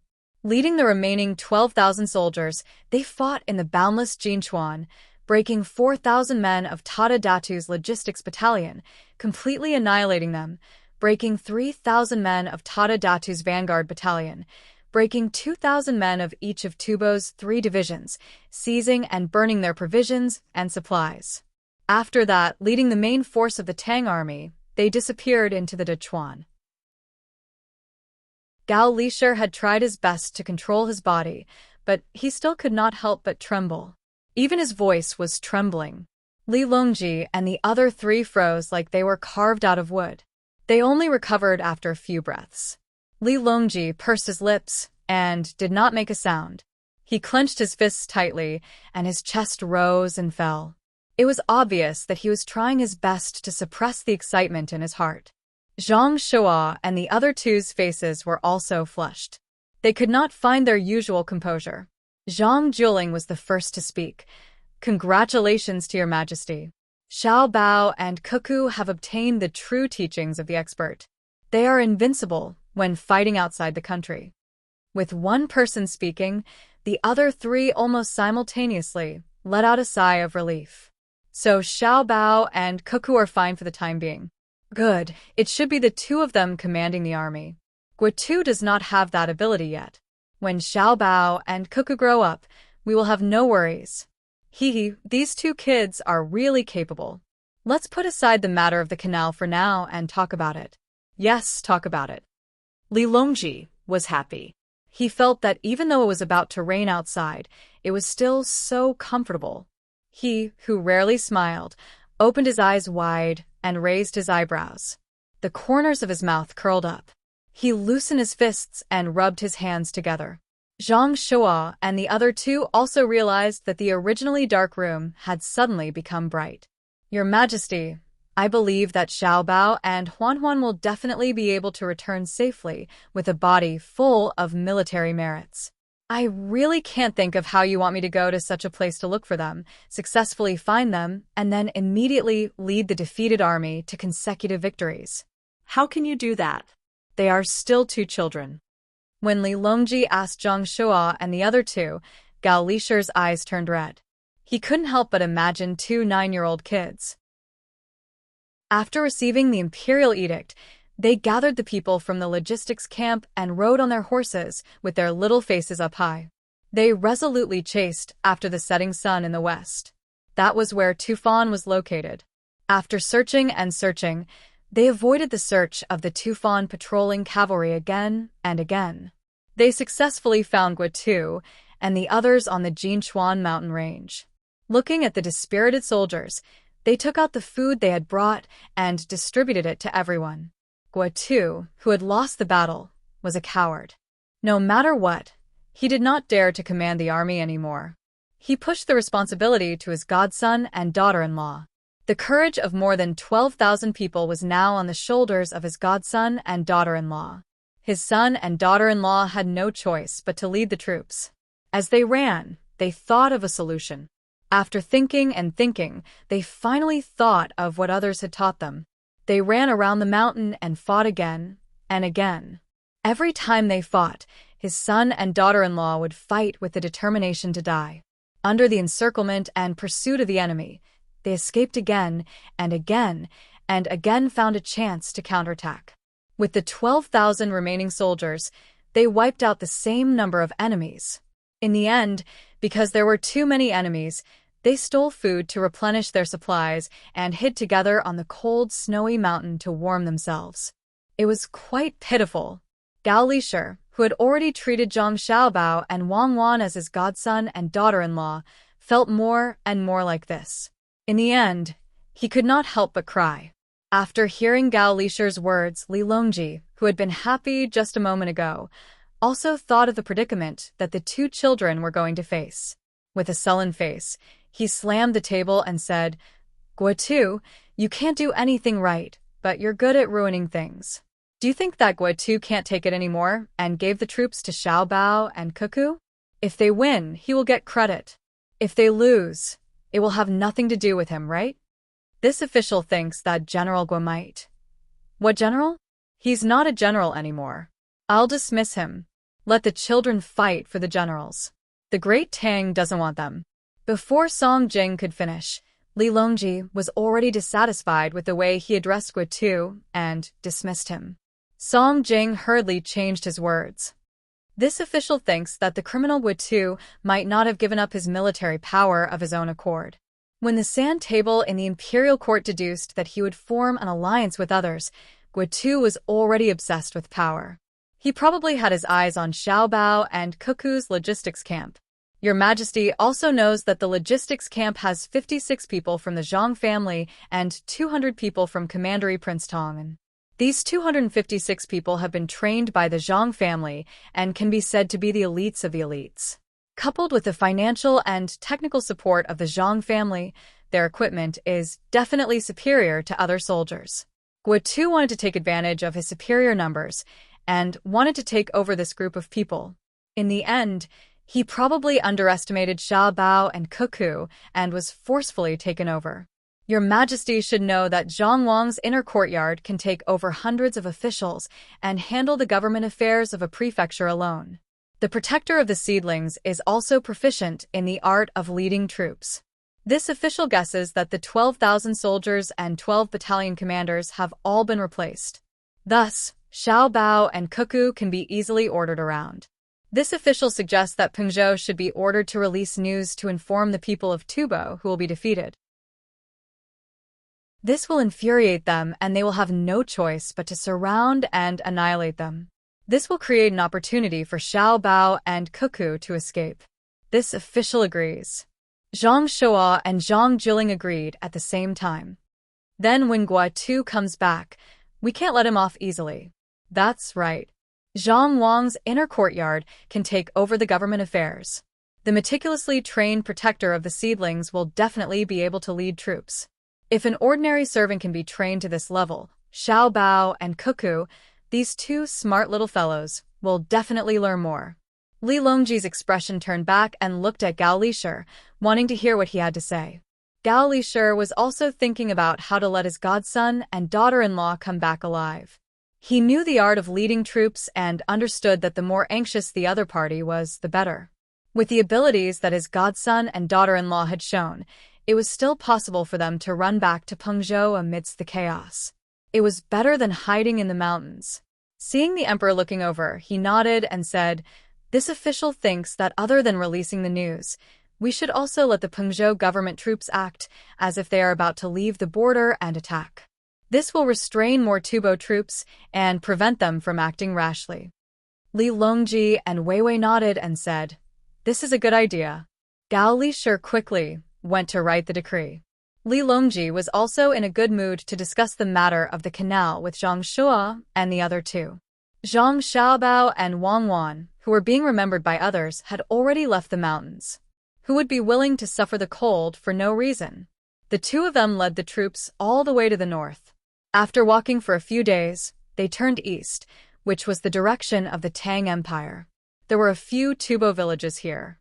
The most important thing was that the crops were early rice. It was the kind that was planted early and had just matured. Zhang Xiaobao and Wang Wan led people to help the local people harvest the crops out of kindness. The local people just had to stay at home. Zhang Xiaobao carefully investigated the people in the various villages and found people who were prone to betrayal. He controlled their families and promised them great benefits to deal with the patrolling Tubo cavalry. The scouts were everywhere. When they found the enemy, they would first report. The harvesting troops would then stop and hide, waiting for the people to pass by to continue harvesting. The patrolling Tubo cavalry received the order to pay attention to this line of mountains and not let the Tang army come down. At the beginning, they told the people to be careful and to report if there was anything.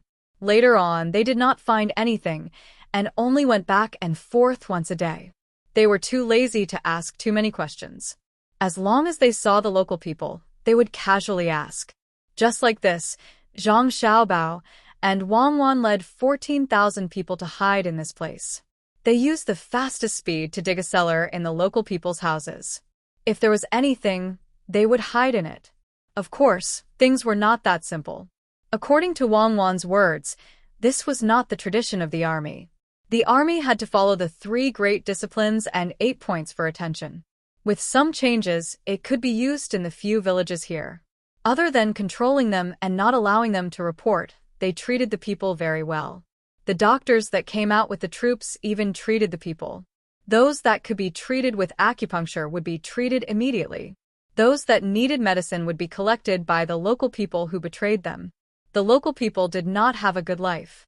If they were really capable, they would not live on the border of the two countries. If the Tang army came, they would hide in the mountains. If their own army came, it would be impossible for them to hide. They had to obediently serve the Tang army well and give the Tang army satisfactory things. Therefore, other than the local people, most people did not have any concept of the country, let alone a sense of honor. This was what Zhang Xiaobao and Wang Wan made use of. The two of them were also clear that not to mention now, even in their time, many people living on the border did not care so much. They would listen to whoever was good to them. Even if the smugglers and drug dealers were good to them, they would cooperate. They would even help to transport the drugs and join in. What Zhang Xiaobao and Wang Wan wanted to do was to instigate the 1,000 people in the surrounding villages to defect. They would bring food and belongings and find an opportunity to go to Pengzhou. From Pengzhou, they would go to Idyll to replenish the population of Idyll. The Tubo people did not expect that there would be enemies with such ideas. The scouts ran around and thought that the Tang army was hiding in the mountains and had not come out. Otherwise, the place would not be so peaceful and quiet. In a harmonious atmosphere, Wang Wan took out the military map and began the next step of the plan. Chapter 6:25. The full moon rises, illuminating the night, but the bedridden are restless. The sun is fighting for the country in a foreign land. The curtains cast shadows on the trees. The drum sounds in the third watch. The weak water splashes against the shore. Looking at the picture under the lantern light, there is a breeze. No return without victory. In the evening, when the Zhang and Wang families found out that the Tubo had mobilized an army to encircle and annihilate their son and daughter-in-law, they couldn't sleep again.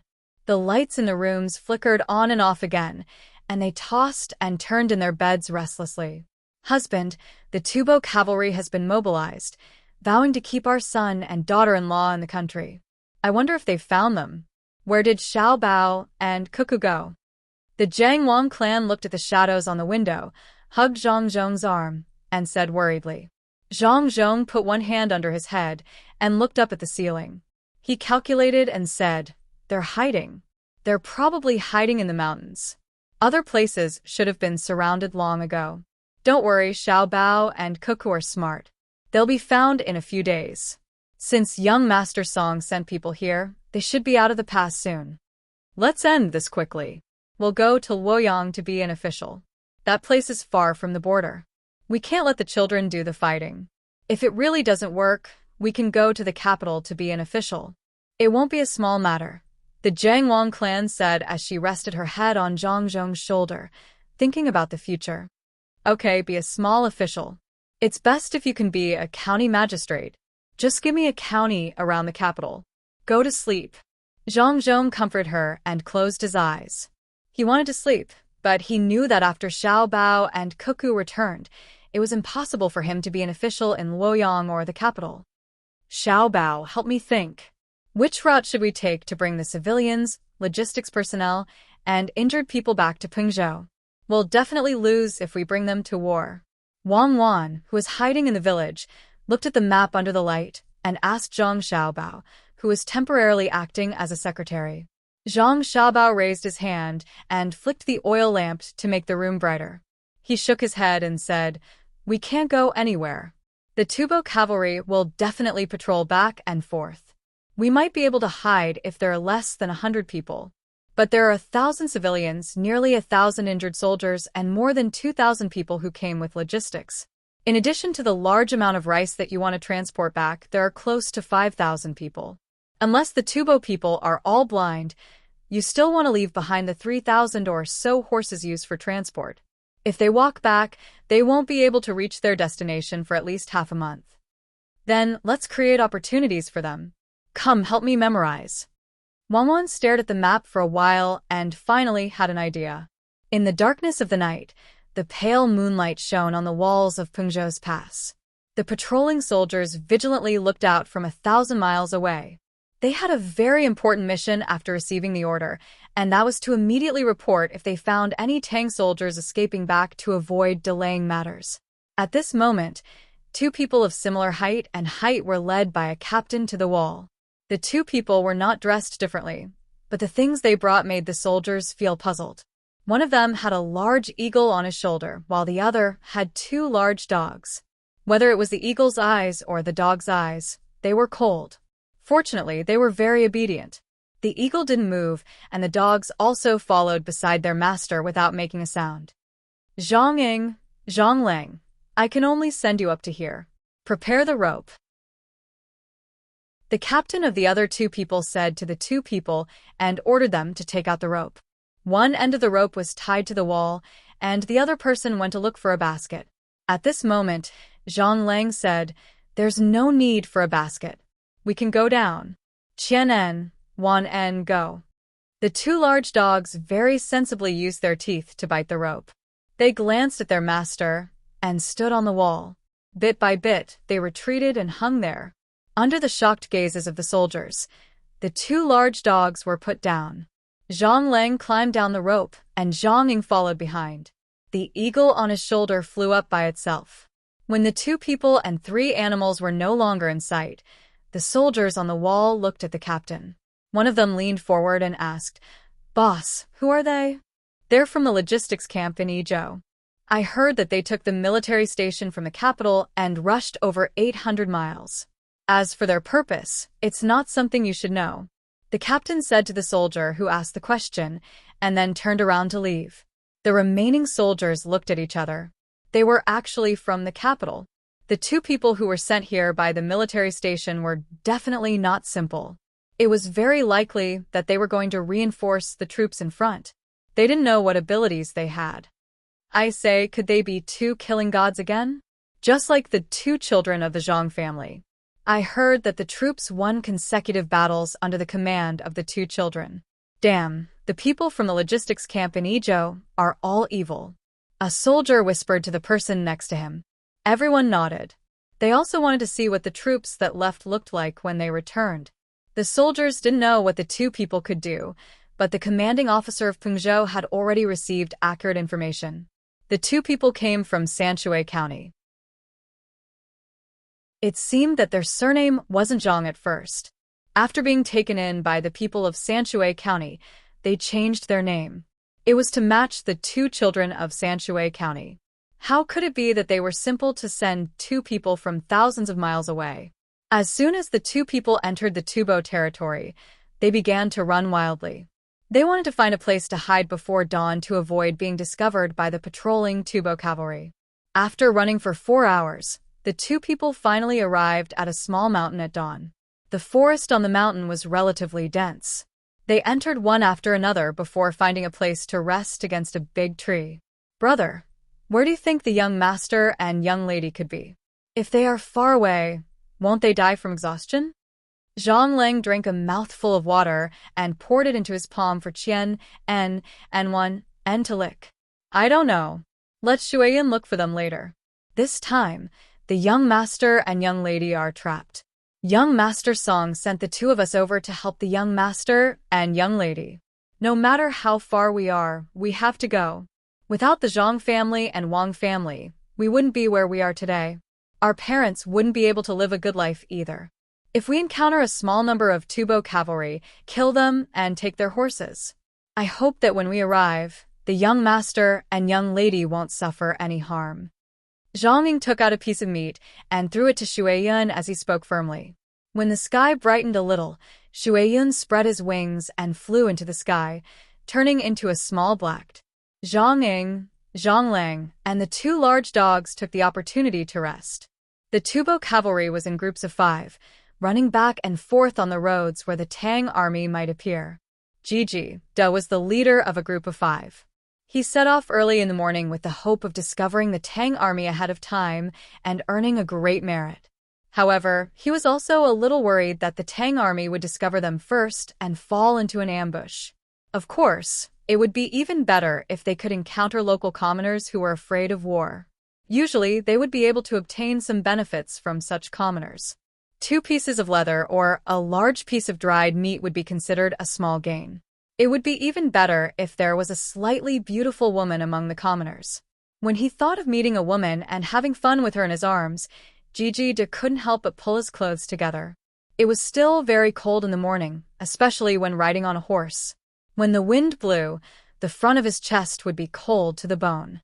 The 4 people behind Gigi were also very much looking forward to meeting commoners fleeing for their lives.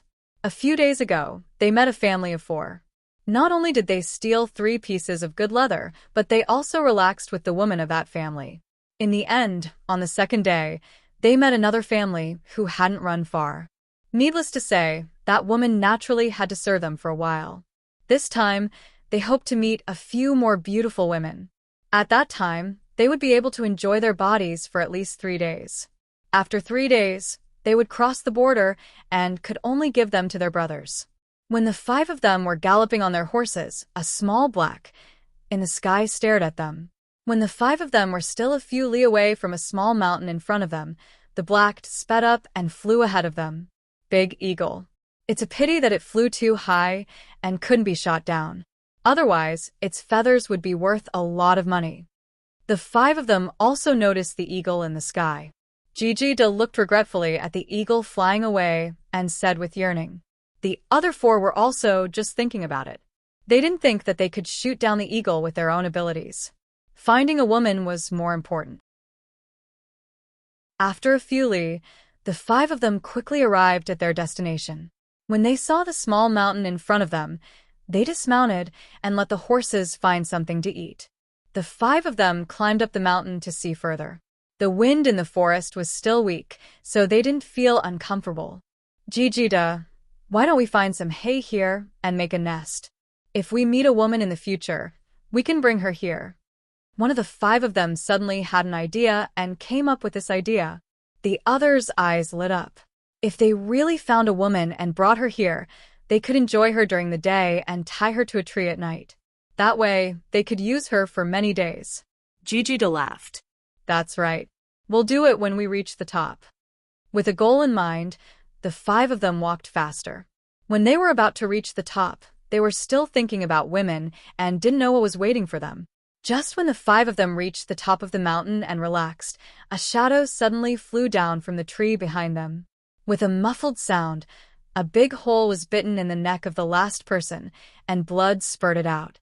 With a muffled groan, the man was pressed to the ground by the eagle's charge and couldn't get up anymore. When the other 4 of them heard the noise and turned around, 2 of them had been nailed with crossbow bolts. The other 2 saw a big thing in front of them. Then, their necks heated up and their vision turned black. They lost consciousness. At this time, Zhang Ying and Zhang Lang unhurriedly walked closer and checked the 5 corpses. Only then did they bring the 1 eagle and 2 dogs, who had just performed a meritorious service, towards the horses that the 5 people rode. The water cloud once again flew high into the sky. Chapter 6:26. The Tibetans only discovered that 1 squad was missing at night. Once they discovered it, they didn't just discover that 1 squad was missing, they also discovered that the number of patrols in various places was missing. If someone was able to calculate the losses in these few places, they would get a number, 12. 12 teams of patrols disappeared just like that. No one discovered the corpses, and no one saw the horses. The Tibetans didn't seem to care too much about the sudden disappearance of 60 people. After all, they didn't go to other places to ask. If they lost a team, it was very likely that they had encountered a pack of wolves. Such situations were very common in the bushes and mountains. After being ambushed by more than 10 wolves, those with slow reactions wouldn't have the chance to run back. The most frightening thing was to dismount and let the people and horses rest while they were being surrounded. Of course, there was another possibility, and that was that someone had found the fleeing commoners and was eating and living with them. This kind of situation wasn't rare. If someone wanted to investigate, they would say that they had found traces of the enemy and had been following them for a day. No one suspected much on this day. However, if there was no reaction when a team was missing, then for 3 consecutive days, there would be people missing every day. Furthermore, the previous team hadn't returned yet. Then there would be something wrong. Zhang Ying and Zhang Lang searched for 3 days, but still couldn't find the Tang army. Shui Yun flew with all her might. Other than searching for the Tang army, she also had to report the Tibetans to her master. After that, it was up to 1 eagle, 2 dogs, and 2 people to cooperate in battle. Usually, the eagle would swoop down from behind the enemy, grabbing one with his claws and biting one with his beak. Zhang Ying and Zhang Lang would shoot with their crossbows and arrows. The remaining person would be left to the 2 dogs. One would be responsible for pouncing down from the horse, while the other would be responsible for biting the throat. Both were in a team of 5, but Zhang Ying's team was always able to find the enemy before they ambushed. The Tibetans, on the other hand, were always unlucky. In 3 days, Zhang Ying's team of 5 dealt with 40 teams of Tibetans. In total, they had a total of 200 people. They also obtained 200 horses. Luckily, there were many horses in the place where the 2 of them lived. They knew how to keep the horses, otherwise, it would be difficult to control them. This time, the Tibetans finally realized that something was wrong. Since the teams of cavalrymen were missing, it definitely wasn't as simple as encountering a pack of wolves or finding a woman. As a result, the originally scattered cavalry began to shrink, and the 5 teams became 10 teams. This action was effective. Although they still couldn't find the person who launched the sneak attack, they weren't attacked for a day, and the number of people who went out returned the same. However, after only 1 day, there were more teams that did not return. This time, 10 people and 10 horses disappeared in one go. After Zhang Ying and Zhang Lang realized that they couldn't cooperate with each other to wipe out the 10-man team like before, they thought for an entire day and finally came up with a plan. Zhang Lang or Zhang Ying would change into tubo clothes and find a hillside to dig a trap. Then, one of them would shout from the front to attract the 10 men. When all 10 of them had fallen into the trap, or when some of them had fallen into the trap, the 2 of them and their animals would work together to eliminate the others. On this day, they used the same method to deal with 3 groups of people in the same place. When they were dealing with the last group of people, one of them reacted quickly. He ran out on a horse and prepared to go back to report. Unfortunately, no matter how fast he reacted, his horse couldn't outrun an eagle. With a dive, he was finished off. On the 6th day after Zhang Ying and Zhang Lang arrived in Tubo, they finished off another 4 teams. The 2 of them led their 265 horses and no longer continued to fight with the Tibetans. They continued to head north. Out of the 5 horses, 4 of them fell into the trap and were buried.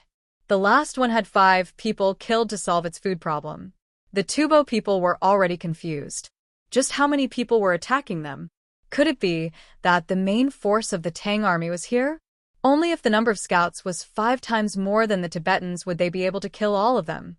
As a result, the focus of the Tibetan search returned to the area where Tata Tatu was ambushed. There were still 10 teams of scouts, but there was another team behind each team. They were not far away and could vaguely see the people in front of them. This way, if something happened, they could shout loudly or see it with their own eyes. Wang Wan and Zhang Xiaobao led the team to rest for a few days. All the rice was harvested and harvested. They treated the local people much better than before. Furthermore, by bad-mouthing the Tibetans, they guided the people to talk about how they were bullied. This made the people hate the Tibetans even more for stealing their things and raping their wives and daughters. They hanged the heads of 2 villages. These 2 village heads had bullied the people in their villages together with a certain tribe of Tubo. They also divided the things in the village heads' houses. This made the people feel relieved. Wang Wan also asked the doctors who treated the people to talk about how good Idyll was and how happy life was there. They told the single men that there were beautiful women in Idyll who liked men like them. They also told the old people that there was a place specially prepared for the old people in Idyll. If they had children, they would tell them that all the children in Idyll could learn to read and write without spending money.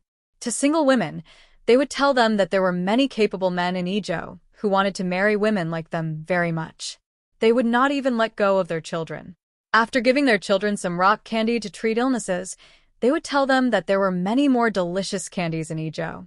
The local people gradually surrendered under such brainwashing. They looked at the Tang army. How good were they? They didn't rob the people's things, raping the women in their families, and eating the hearts of the children. They even helped to work and treated the people's diseases. Of course, they didn't know that when the logistics camp of the Tang army first arrived, they slaughtered a village. On this day, Wangwan saw that the wounded people had almost recovered. Those who were seriously injured wouldn't die easily on the road, except for those who died. She prepared to lead people to create an opportunity for the local people and the people in charge of logistics to escape back to Pengzhou. In fact, there was another way, but Wangwan didn't plan to let the people use it. It was not a good way to go. After dawn, Wangwan began to make preparations. They would start the operation at night. Those who needed to sleep slept, and those who needed to tidy up their things. The last batch of clothes was also washed. When they were dry at night, they would wear them. The smell of blood was much stronger than before. At noon, a small black appeared in the sky. It seemed to be attracted by something below, so it lowered a lot. When the people in the village saw clearly that it was an eagle, it turned around and flew away. Wang Wan and Zhang Xiaobao also saw the eagle. They felt that there was something wrong with the eagle's movements. The two of them took a closer look with their binoculars, but they couldn't see what was wrong with it. 30 li away from the village, Zhang Ying and Zhang Lang were waiting with their 2 dogs. There were another 20 horses in the team, but the 2 of them were wounded. They encountered a group of 10 Tibetan cavalrymen in front and back. As the horses were too obvious, they were discovered. In a situation where they couldn't hide, the 2 of them first used the horses to charge. Then, they abandoned the crossbows and used the bows to shoot at the Tibetan cavalrymen. They ran out of arrows, used up the 2 muskets, and shot out arrows. They won the battle with knife wounds and arrows on their bodies. Even Qian'en's head was cut by a knife, revealing the bone. It stopped bleeding and lay in its owner's arms. Shuai-yun was released to check if there were any enemies chasing after them or in the surroundings. In the end, Shuai-yun found the Tang army's clothes that were drying in the village. After circling around to confirm, she rushed back. After Zhang Ying and Shuai-yun had a simple conversation, he happily said to Zhang Lang, "Let's go, we found our men in front." Quick. As he spoke, he carried one N onto the horse. Zhang Lang also carried Qian'en. The 2 of them led the 285 horses and headed towards the village in front. The distance of 30 li was less than 2 hours if the horses galloped at full speed. When the 2 of them were about 6 li away from the village, the members of Team 0, who were in charge of guarding, saw them. When a tree fell, the people observing from behind did the same thing. When Zhang Ying and Zhang Lang were 5 li away from the village, the people in the village had already made their preparations. The clothes that were hung up to dry began to be collected, and the people went into the cellar. The people in charge of guarding in front were thinking of ways to hide themselves. Therefore, when Zhang Ying and Zhang Lang ran to the village, they were dumbfounded. The village was peaceful. A child was playing in the mud by the river outside, an old man was squatting by a big rock outside the courtyard, and a woman was standing outside the fence with a basin of washing clothes in her hand, chatting with another woman inside. Shuai-yun, where are the Tang soldiers? Zhang Ying looked at the scene in front of him in a daze. He suddenly doubted his eagle training skills. Could it be that there was a problem with communication? Shuai-yun had seen it when it was in the sky. The people were all hiding, but it could not speak and could not express itself so clearly. It looked at Zhang Ying, and then at the house of the person who had just taken the clothes in. It cried out anxiously. Fortunately, there was not only one Ying in the team. There were also 2 big dogs with sensitive ears and smell. They were also smarter. They barked at the house at the same time. Zhang Ying turned around and glanced at Zhang Lang as if to ask if his dog had discovered something. There are people. Zhang Lang only said 2 words. Actually, Zhang Ying did not need him to say it. He also knew that there were people and there were many of them with weapons in their hands. The 2 people who had seen them came out one by one. Don't do anything. We are the villagers of Zhangjiazhuangzi in Sanshui County. We are now part of the logistics camp in Idyll. Look, this is the proof. Zhang Ying saw that the person in front of him was holding a powerful crossbow that he also owned. He lifted the tubo's clothes and revealed the rice seedling pattern inside. At the same time, he showed the gun at his waist. Perhaps he felt that it was not enough. He opened his backpack and showed the binoculars, compressed biscuits, and commonly used medicine to the other party in case the other party's hands trembled and shot an arrow. Looking at the scattered items, the other party put down the crossbow. They were on the same side. They were indeed on the same side. Outsiders would not be so well equipped. When Zhang Ying and Zhang Lang heaved a sigh of relief, Zhang Xiaobao and Wang Wan stood out. They looked at the two people and found that they did not recognize them. Zhang Xiaobao asked doubtfully, "You are?" "Little master, little lady, I am Zhang Ying. He is my brother Zhang Lang. We are the brothers that Steward Song helped to take in." Zhang Xiaobao and the others did not recognize Zhang Ying, but Zhang Ying knew the two of them. There was a portrait, and he had already remembered them. Zhang Xiaobao remembered and nodded happily. I know. One knows how to train eagles, and the other knows how to raise dogs. It really is the two of you. Did you encounter any danger on your way here? Quickly get off the horse and have a good rest. Little master, little lady, we finally found you. It's good that you are fine. Our family is worried, and so is the imperial court. Little master, Qian Un is injured. Let the doctor take a look at it. We can't let it die of illness. It was not easy to raise it. It killed so many Tibetans. Zhang Lang was in tears. He jumped off the horse with Qian Un in his arms and brought it to Zhang Xiaobao. Wang Wan looked at the dog raised by the other party and was envious.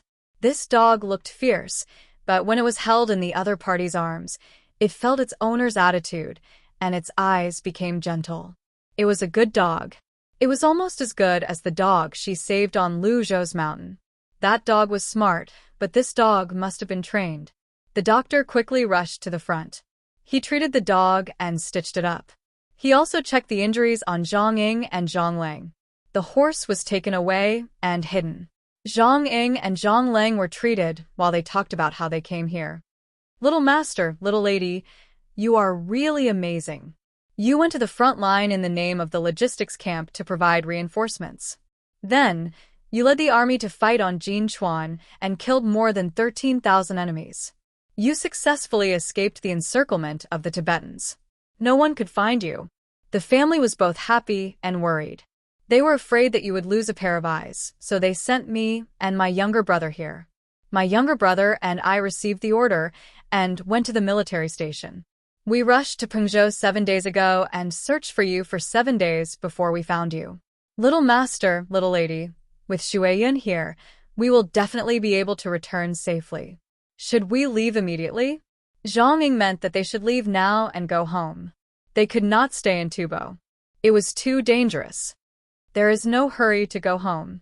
It was not easy for me to rest and reorganize. If I don't teach the Tibetans a lesson, how can I face the people of Wangjiang? How did you get through these 7 days? Where did you find the horse? Wang Wan did not intend to go back. When she took over the troops, they did not have much morale left.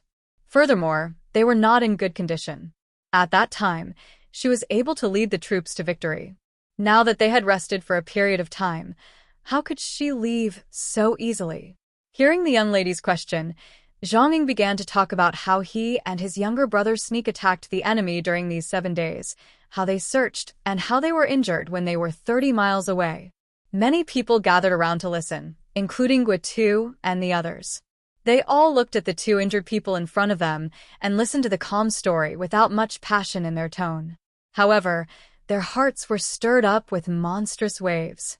Guitu looked at the surrounding generals and whispered, "No one in the Zhang family is normal." All the generals nodded in agreement. The 2 young fellows sent by the Zhang family were able to command the troops to go in circles with the enemy.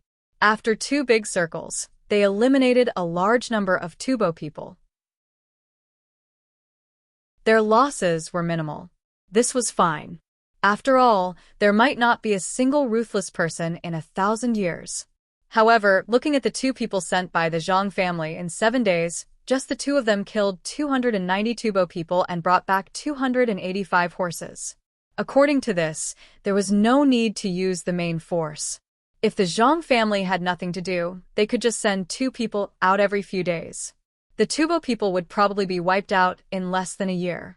After Zhang Ying finished talking about his and his younger brother's experience, he realized that the gazes of the surrounding people had changed. They were filled with respect and admiration. Huzi went forward and sized up the two of them. He grinned and said, "Good, good. You didn't weaken our reputation. Let the Tubo people know that they can scheme against anyone but us, the Zhang family and Wang family. Otherwise, even if they are thousands of miles away, they will still have to bear the consequences of revenge. Any one of us can take care of them. How did you sell these eagles? You gave one to each of us in the Meow protection team and raised them for fun." Huzi's words sounded reasonable at the beginning, but his intentions were exposed at the end. Zhang Ying was also honest.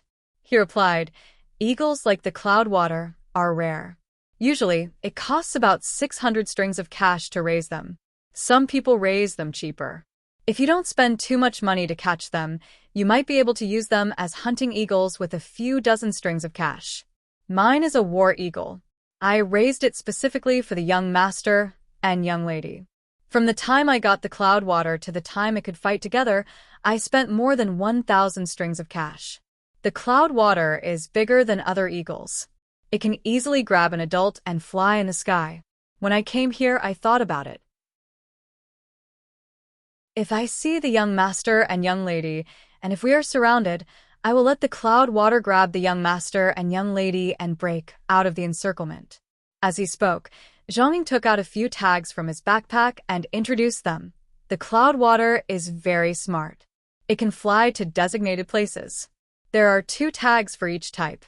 When I bring the Cloudwater to a place, I just need to throw down a tag. If the Cloudwater needs to fly there by itself, I will take out the other tag for it to see. When it sees the tag, it will know where to fly. At first, it could only recognize one type of racket. Now it can recognize 6 types of tags. The Cloudwater has worked very hard. Wing Province is too far from here, and the mountains are too high. I didn't dare to throw the tags to others, so I put one in Pengzhou. The Cloudwater can go back at any time. Haha, the Tibetans are dead for sure. Good Eagle, you have done a great service. Stay here and help us kill the enemy." Zhang Xiaobao laughed, but his voice was childish. There was no imposing manner in it. Wang Wen also looked at Zhang Ying and the Cloudwater with satisfaction. Of course, the one she was most satisfied with was Song Jinggong. He had left the 2 people behind. Who would have thought that the 2 people who were about to starve to death back then would have such ability? Wang Wen knew that the Cloudwater was very useful. In a time like this where there were no advanced communication methods, the Cloudwater could help to pass information back and forth. If the Pengzhou side found an opportunity to send troops, they would tell her side, and the 2 sides would cooperate. The Cloudwater's reconnaissance ability was like the hot air balloon in the past, floating in the sky to command. In the beginning, the Cloudwater was used for reconnaissance. Later on, it developed into shooting with pistols. Wasn't this just a simple military satellite? Not to mention 1,000 strings of cash. It was worth 100,000 strings of cash to raise one. After everyone was done being happy and shocked, Zhang Ying took out an imperial edict. He looked at Guotu and the others and said, "Guotu, accept the edict." Guotu and the others were stunned. They had a bad feeling in their hearts. As expected, the contents of the imperial edict dealt a huge blow to Guotu and the others. They were stripped of their official positions and, at the same time, were asked to go back to receive their punishment. The position would be taken over by either Zhang Xiaobao or Wang Wan. If the 2 of them didn't lead troops and someone else did, then that person would take over. It was written very clearly in the imperial edict. If it was either Wang Wan or Zhang Xiaobao, then in addition to taking over the position of real power, they would also be given the title of General of the Army, a lower second-rank official. If Zhang Xiaobao obtained this position, then Wang Wan would be conferred the title of a second-rank imperial lady. If Wang Wan obtained this position, Then the rank of a 6th rank official that was originally given to Zhang Xiaobao would become a lower 2nd rank official, Jin Ziguang Lu Daifu. The two of them would have to prepare their own clothes and ceremonial rites, and they wouldn't be rewarded with money or cloth. Guotu was both envious and afraid. He could see how much the imperial court valued these two children. If the commander was changed, there would only be real power and no other official, and they would only be rewarded when they returned. However, it was different when it came to these two children. There seemed to be an endless supply of 2nd rank official, one for each of them. It was useless to be envious of others. It was better to think about oneself. At this time, Zhang Ying added, "There is also a saying, Xiao Bao, Cuckoo, you two children quickly come back."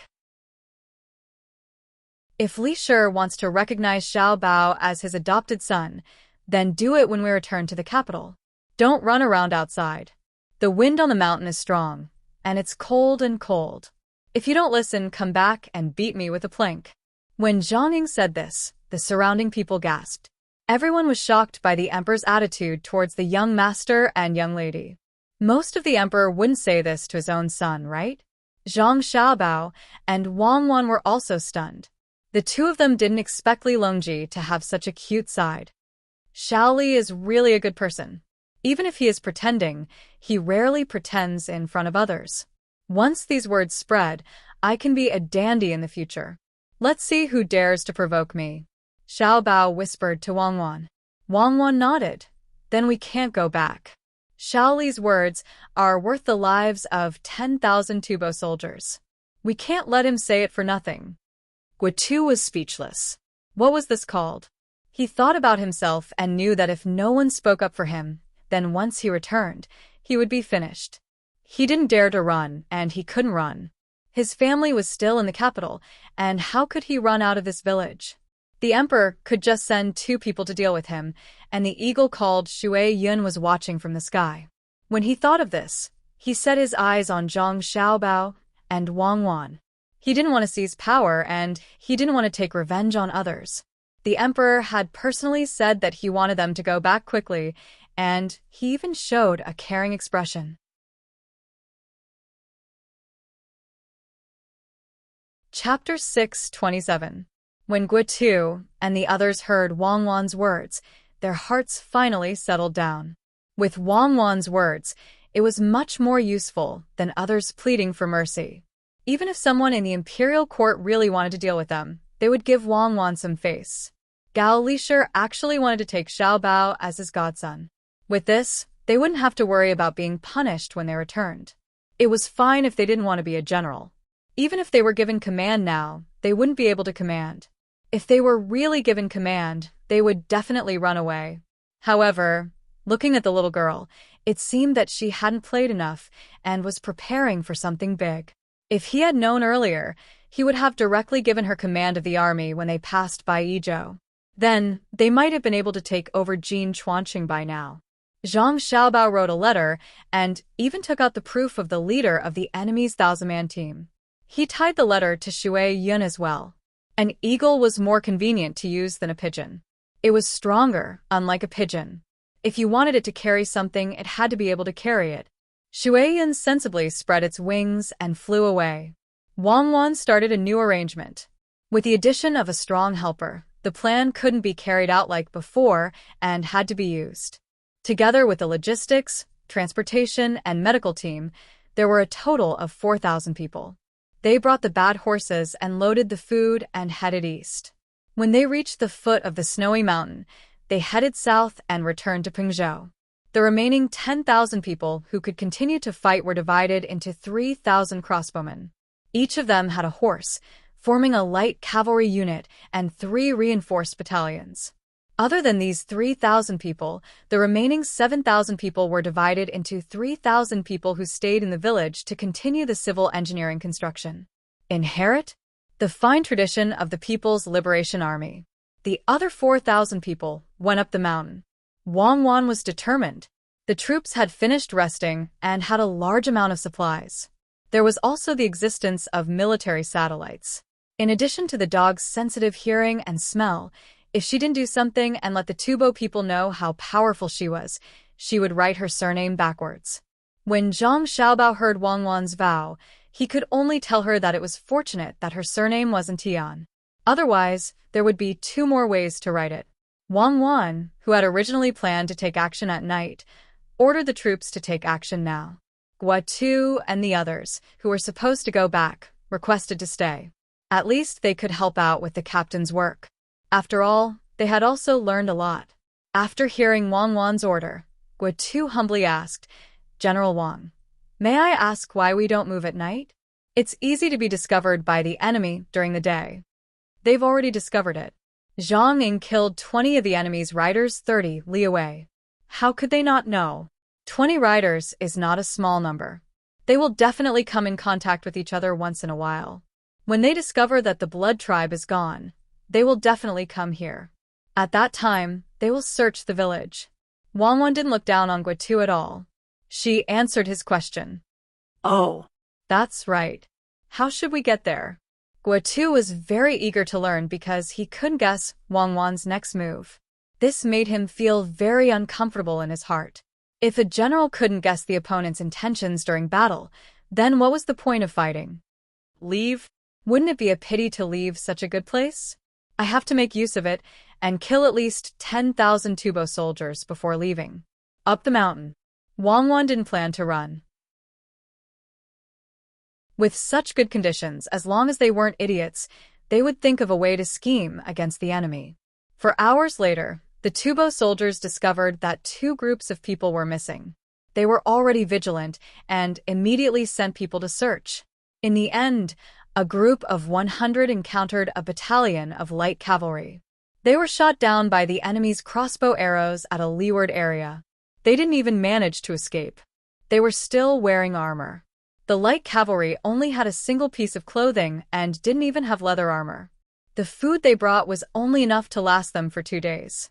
They were all chasing after speed. The disappearance of a group of 100 left the Tubo soldiers no choice but to send people to check again. This time, 2 groups of 100 returned. Before they could run to the location, they encountered a battalion of light cavalry. At the same time, the wind was against them, and they were shot down. This time, they learned to be smart and scattered to escape. In the end, they discovered that there were enemies in every direction. The 2 groups of 100 lost contact with the Tubo soldiers again. This time, the Tubo soldiers didn't continue to send a group of 100, but a group of 1,000. Unfortunately, when the group of 1,000 rushed over, they were all gone. In the middle of the night, who would want to play with them? Why weren't they sleeping? The group of 1,000 didn't dare to rashly advance. They slowly arrived at the village and discovered that there was no one here. Those that could be brought away were all taken away by the commoners. This time, they finally understood where the enemy had been hiding. They were actually hiding in these few villages. It seemed that the commoners were also bribed. When the group of 1,000 saw that there were no enemies, they could only send 200 people back to report. The remaining 800 people stayed in the village. The wind was weaker here, and it wasn't that cold. When dawn came, the reinforcements that the 800 people were waiting for didn't come. The 200 people who went back to report last night were also gone. When the 800 people didn't dare to scatter and return to their encampment, they told the situation. The generals in the headquarters were all stunned. How many people were there in the Tang army? How could they leave all 200 cavalry behind? Could it be that this was where the main force of the Tang army was? Since the Tang army in the village was gone, where was the main force of the Tang army now? Tatatu also received the news. His men were still on the mountain with 13,000 men. It wasn't that he didn't want to go back, but he didn't dare to. If he went back, his position would be gone. He had lost 7,000 men. How could he think about it? Therefore, he kept asking people to send him supplies. He always lied that he found small groups of Tang army chasing and annihilating them. After hearing this news, Tatata's first reaction was that the opportunity had come. He sent a message to the other divisions, saying that he knew where the main force of the Tang army was. They were on the mountain, and he asked for reinforcements. He could bring his men to fight a head-on battle. The people in the other divisions didn't believe him for a long time. The last time they sent 6,000 men, all of them were annihilated. They even sent reinforcements. Maybe the main force of the Tang army was still at the place where his 4,000 men were killed, looking for a chance to launch a sneak attack. Damn clairvoyance. How can they see so far? If we continue to fight like this, we will be in a passive position. Didn't those people who went to Tang to collect information and secretly recruit officials know how to bring back a few clairvoyants? They could have found one and let the craftsmen learn how to make one. Tatata hated himself when he thought that he was always one step behind the enemy. He knew the use of clairvoyance. They could discover the enemy in advance and make arrangements in advance. They could ambush or retreat, making it impossible for the enemy to guard against. If he had won, he would definitely not lose. Added 2 days had passed. All the Tibetans were looking for the main force of the Tang army, but no one could find it. 3 hours later, when the remaining men found the 3,000 men and turned back, there was no one at the place where they were ambushed. Judging from the marks, they should have gone down the mountain. I told you that the main force of the Tang army is here. Look at the density of the arrows. There are at least 3,000 men. If there are 3,000 crossbowmen, how many saber and spear soldiers are there? If they are not the main force, then what are they? The messenger sent by Tatatu repeated his words. The people in the divisions had no choice but to believe him. That's right. 3,000 crossbowmen. According to the ratio, they were definitely the main force of the Tang army. The main force of the Tang army should be ambushing Tatatu in front of the road and the flat ground at the foot of the mountain. They had to go up and down. But this time, they didn't send reinforcements to Tatata directly. Instead, they wanted to take the credit themselves. The 3 divisions had 6,000 men each. This way, they didn't have to worry about being ambushed and annihilated. When the 3 divisions arrived at the place where they were ambushed, Tatata received news that the 1,000 men he sent to find the main force of the Tang army had been ambushed. Only about 100 of them had escaped. At this time, even if they were defeated one by one, he would accept it. As long as the 18,000 men behind him could avenge him, he would accept it. Wangwan was very relaxed at this time. It was different with an eagle. It could fly in the sky and scan the ground. It could cover an area of dozens of kilometers. Even if it flew more, it could see the situation within 100 kilometers. Shui Yun had made a great contribution. Every day, someone would hunt fresh game for it to eat. Now I finally know why it is so difficult to fight against the grassland tribes with eagles. Only the eagle can restrain them. Unless more people are sent, unless the enemy's main force is ignored and the enemy civilians are wiped out directly. Otherwise, the same number of troops can be used to determine the result. Wangwan liked Shui Yin very much. It was so comfortable to bring it around the enemy's territory. Zhang Xiaobao was also very happy. He planned to ask Zhang Ying to train more people like Shui Yun and catch more eagles. It was just money. He would give as much as he wanted. At this time, when he heard Wang Wan's words, he asked, "Does that mean that as long as you have this eagle, you will have no opponents?" "No, that depends on who is in command. If it was my instructor back then, with the same number of people, I would definitely win against him if I had the eagle and he didn't. However, if he had the current number of people in Tubo, it would be like child's play for him to beat me. The eagle isn't omnipotent. There's a tactic called feint, another method called disguise, and another method called marching. Not to mention him, even those old generals in the early Tang dynasty have ways to force me away. If I continue to fight, then I will definitely lose. Of course, it won't be that easy to catch me. We can escape on our own at the most critical moment, and when we return to our dynasty, we will have more soldiers to fight. At that time, it won't be just 15,000 soldiers. I will not be so stupid as to not have the face to meet my elders. As long as I am alive, there is hope. Yes, the Tibetan cavalry has moved out. It is almost time to wrap things up. I will give Xiao Li a gift. Wang Wan was not arrogant enough to think that she was invincible. She also did not deliberately belittle herself. If she had something good, she would use it. Who cares if the Tibetans had telescopes or eagles? Could it be that she could not throw an atomic bomb at them if they did not have one? The The Tibetans felt that this battle was too difficult, but they had to fight. This was a battle in their own territory. If they did not fight the enemy, how could they live a peaceful life?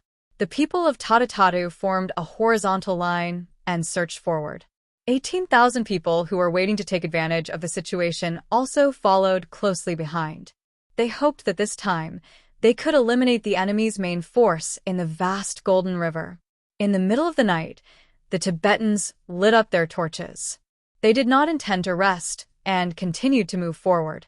Just after they moved forward for another 2 hours, 3,000 light cavalrymen ran over from the village and attacked the 18,000 people supply team. Fire arrows filled the sky and lit up the dark night sky. The 3,000 light cavalrymen did not continue to fight. After they finished burning the things, they took out the horses from the opponent's stables and turned to run again. Crazy, the Tibetans were crazy, especially the people from the 3rd Division who came to help. They questioned Tatatatu, "Where is the main force of the Tang army? Didn't you say that they were on the mountain?" They left Tatatatu alone, and the people from the 3rd Division went down the mountain together to help. There were more than 5,000 horses. What if they were all lost? The provisions were also burned.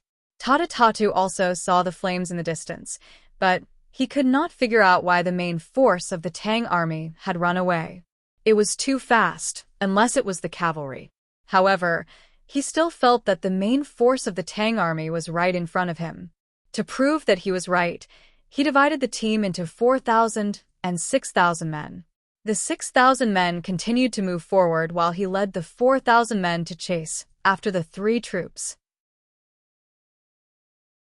He wanted to see if the main force of the Tang army was there. 2 hours later, large dark clouds appeared in the sky. It seemed that there would be a rain before dawn. A bolt of lightning flashed across the sky and struck a tree not far away.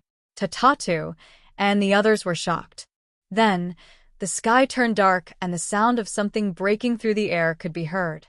Tatatu was still puzzled. How could a thunderstorm make such a commotion? Before he could figure it out, the people in the team started to fall one after another. Screams of agony could be heard one after another. Tatatu looked at the scene with the help of the torch. He was stunned for a moment before he shouted, "There's an ambush." He wanted to show his heroic spirit and continue to charge forward instead of retreating. However, when he saw the spear that pierced through his subordinates and gloomy dark, he wisely chose to escape. As he ran, Wang Wan and Zhang Xiaobao chased after him with their men.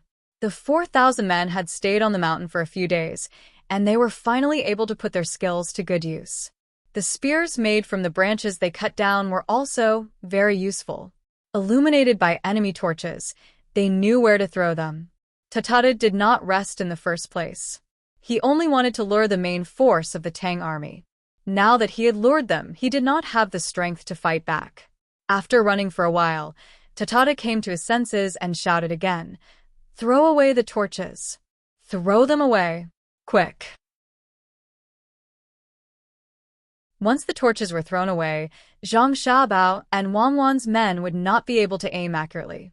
They did not dare to light the torches as it would be easy for them to be forced into a corner and counterattack. The people of the protection team, go ahead. Act according to the plan. Wang Wan wanted to teach Tatatu a lesson. This was a good opportunity.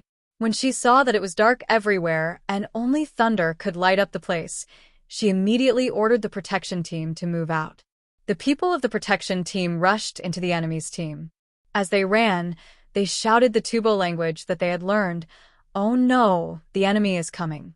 Run." The people behind them listened to the sound and threw their spears. Wherever there was such a sound, they would not fly so as to not hurt their own people. After running for a while, Tatatu's men and himself could not run anymore. They could not help but slow down gradually. Some people stopped running and turned around to fight with the Tang army. Taking advantage of the darkness, they really killed some people. "Oh no, General Tatatu is dead. We are surrounded. Hurry up and surrender." "Oh no, Tatatu is dead. Surrender." The people of the protection team could not find Tatatu's location and could only continue shouting. This time, a small number of Tubo people stopped running and knelt on the ground to surrender. There were two people beside Tataru who knelt down. Tataru was so angry that he killed them one by one. He shouted, "Who said that I am dead? I am still." Before he finished shouting, he covered his mouth. He realized that something was wrong. Wasn't he giving the enemy a specific location? Sure enough, he wasn't wrong. Just as he shouted those words, countless spears flew towards his position. Fortunately, he reacted quickly and rushed down the mountain ahead of time. Behind him, there was a series of screams. Tataru hid behind a tree and shivered. Damn it, this is too cruel. I will become a porcupine if I am a little later. He did not say anything.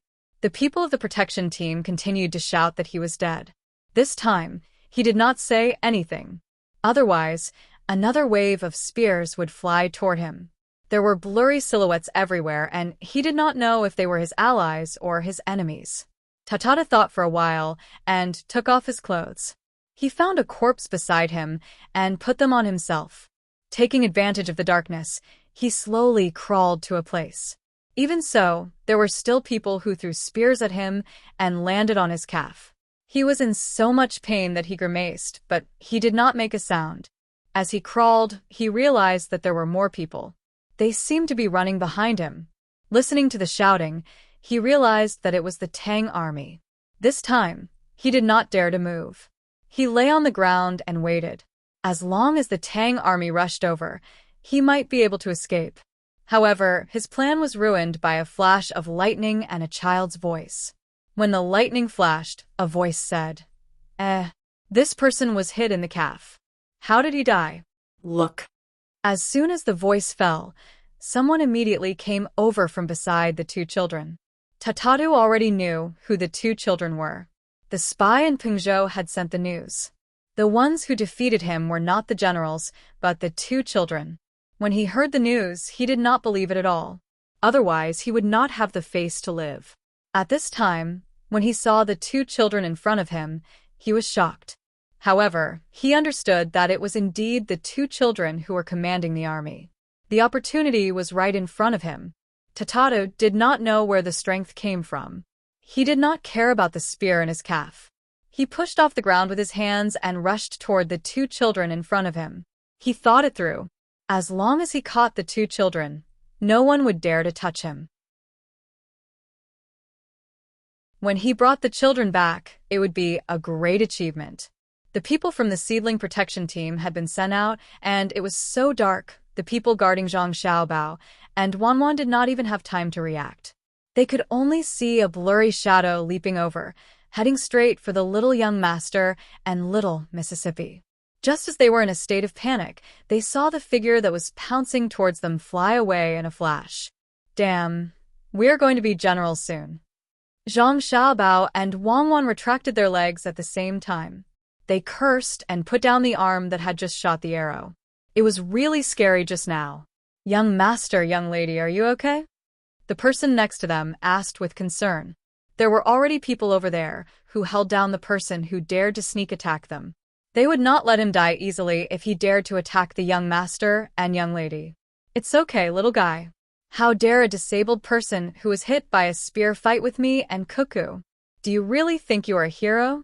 Do you think you are me, who can escape from the search with a broken arm?" Zhang Xiaobao replied. He lowered his voice so that only Wang Wan could hear him. Wang Wan laughed and said to the people in front of her, "Bring him here. I want to see who is so smart and knows how to play dead." Tataru did not know how he flew back. He felt a pain in his chest, then his thigh and arm. He could not move anymore. Wang Wan did not need to continue to give orders. She could not. She asked people to light torches and look at the person who almost succeeded in the sneak attack. "I am not convinced. I am Tataru. You can't kill me. I want to fight with your generals again." Tataru did not hide his identity anymore. That way, he would die faster. The life of a soldier was not worth anything. He still wanted to fight with the two kids.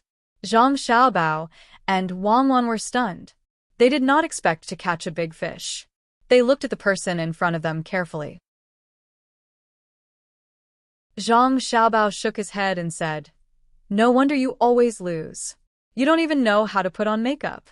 Look at your clothes. They are too small. You don't need to fight with your current appearance. You are lucky today.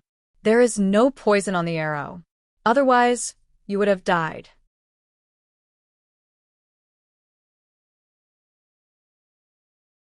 Chapter 628. A heavy rain fell, as if it wanted to wash away all the blood in the world. It continued to rain until the evening of the same day, and it showed no signs of stopping.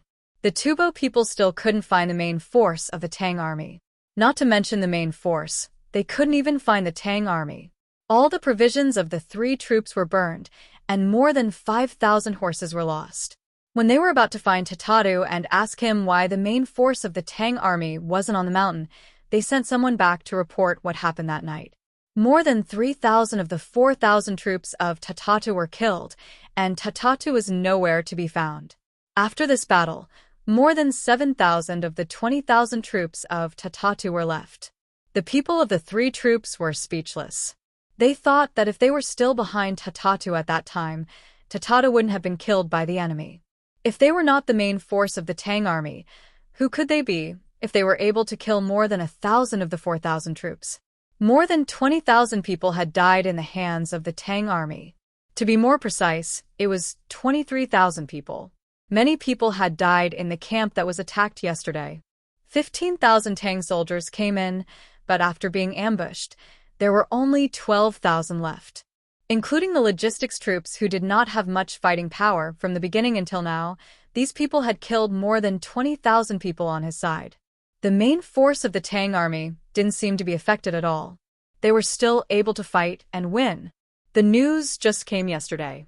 It was said that the commander here had been confirmed. The girl of the 2 children was now 9 years old. Her name was Wang Wan, and those who were familiar with her called her Cuckoo. She was the daughter-in-law of the Idyll provincial governor. She was a very sensible girl. She was cute, pretty, and educated. It was said that she was the best at making wontons. Such a little girl of about 9 years old, took over the defeated Tang army and then fought against the army on his side. The distance she covered could be said to be thousands of miles.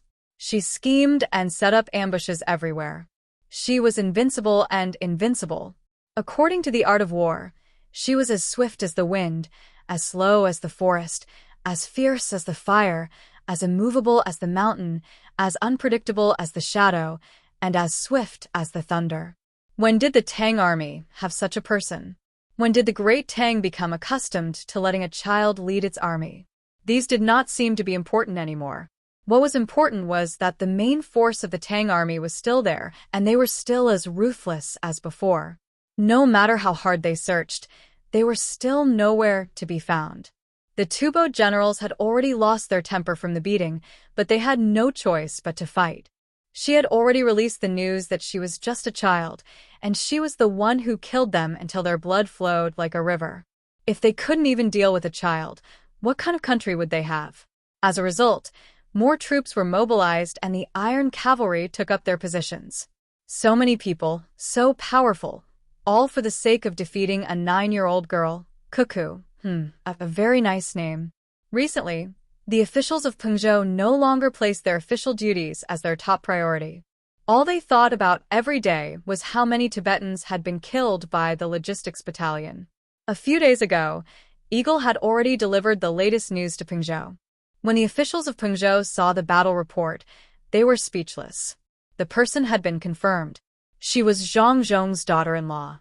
She had led her people to defeat the Tibetans again and again. The evidence was the item on Idyll's body. Now, no one doubted anything. They only hoped that this genius general could continue to kill for the Great Tang. The news quickly spread to the surrounding areas. When the wealthy families heard about it, they wanted to work hard to have daughters so that they could be like Wang Wan and lead troops into battle. It could be said that they were both men and women who had been reborn.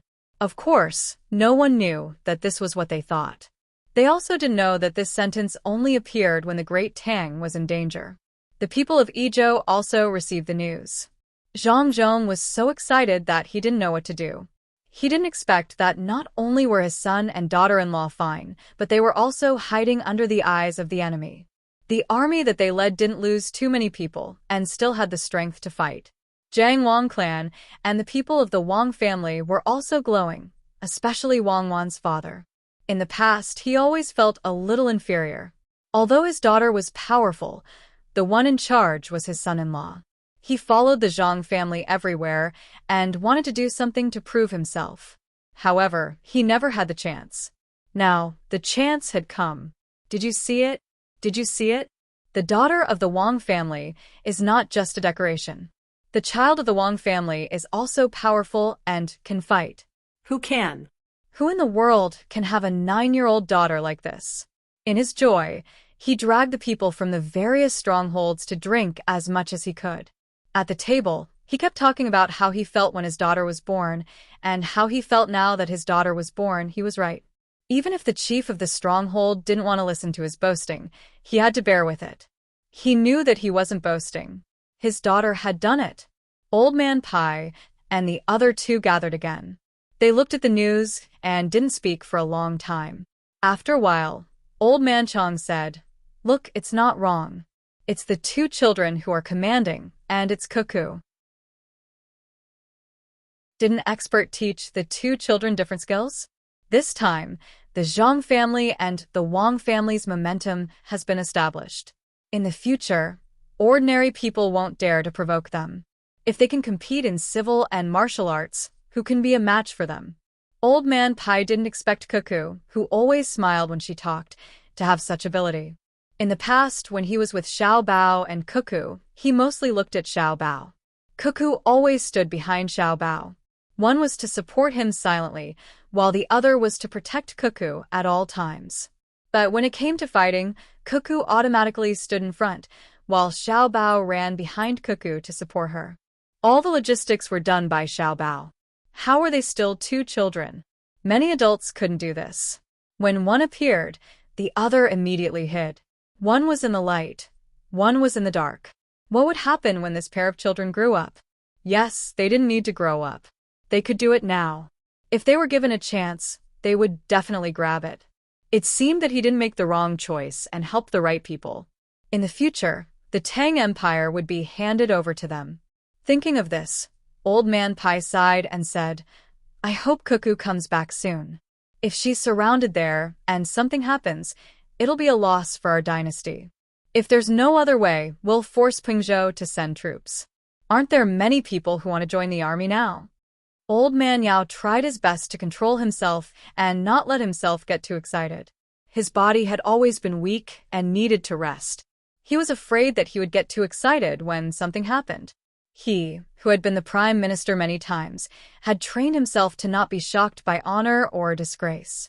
But when faced with such a situation, he couldn't treat it with the same attitude as before. Xiao Bao was only a little over 9 years old, but he was able to arrange the logistics so well that the soldiers in front didn't have to worry about the rear. Cuckoo was also a little over 9 years old. She was born in the same year, same month, and same day as Xiao Bao. She was able to lead the soldiers to contend with the strong enemies of Tubo and not be defeated. Even if she was 10 years older, no, 3 years older, at least there would be a 12-year-old prime minister, right? But the two children just had to be exposed at such a young age. They couldn't even hide it. Perhaps it was because they had been hiding it again and again. Yao Chong was really frightened. He had never heard of such a thing. He thought that Tubo must be feeling even worse. So many generals were being toyed with by a 9-year-old girl. Wouldn't they go crazy? All right, now Tubo's days weren't going to be good. They had mobilized so many soldiers, and even the Steel Cavalry had to come out. The Steel Cavalry was the troop that protected Tubo's capital. How much did they have to force Tubo's people to do this? All of the mobilizing of the army was money, and they had profited. With the current dynasty's small military force and the money from the Zhang family and Wang family to organize the logistics, they had dragged Tubo into mobilizing so much financial, material, and manpower. After taking a few deep breaths, Old Man Yao gradually calmed down and said, "I think that should be the case. Let Pengzhou mobilize the army. Right now, the people there all want to join the army and serve our dynasty. This is all because of Cuckoo. If a little girl can do it, how could those grown men not be able to do it? Even if they don't mobilize the army, they have to act like they're going to attack and cooperate with Cuckoo. Otherwise, Cuckoo won't have it easy. If Cuckoo and Xiao Bao are gone, what kind of situation will that be? If that's really the case, I'm willing to exchange my old life for it. I've lived for so long, and I've lived long enough. Nothing must happen to Cuckoo and Xiao Bao. Old Man Chong was the most direct and immediately expressed his position. Old Man Pai didn't say anything, but from the expression on his face, he was willing to exchange his life for it. Just as they were discussing whether or not they should use their status to force Pengzhou to make a move, the imperial edict from the capital arrived. It was specifically for Old Man Yao and Old Man Pai, telling them to fully cooperate with Zhangzhong and Yizhou. At the same time, another imperial edict was sent to Pengzhou, ordering Pengzhou to make preparations to attack. Just as the others were making their moves, Wang Wan began the next step of her plan. She placed a team of nearly 4,000 people on the mountain. She and Xiao Bao personally led 3,000 light cavalrymen to cause trouble for Tubo. After the rain stopped, the road was difficult to travel. Perhaps all the generals were unwilling to attack the enemy under such circumstances, but Wang Wan was an exception. The things she learned didn't care about the influence of the weather. In the past, the troops she commanded were all-weather combat troops. To others, this kind of weather was unbearable, but to her, it was an opportunity. So, what if the ground was muddy? If her side was muddy, so were the others. Whoever could take advantage of the terrain would be able to win. In addition, with the help of clouds and binoculars, Wang Wan was confident that she could fight Tubo again in this kind of environment. She would make them tremble when they saw her in the future. The 3,000 light cavalrymen set off with 5 days' worth of food and a large number of arrows. Their target was the 3 troops that had just gathered Tatata's 7,000 people.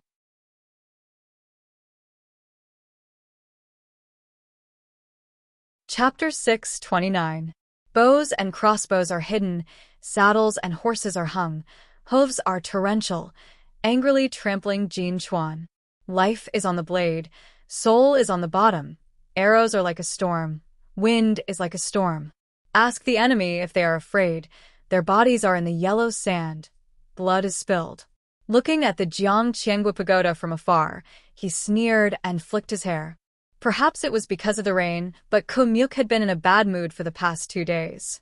Looking at the sky that was not completely clear after the rain, she always felt a chilly wind blowing, even if it was in the tent.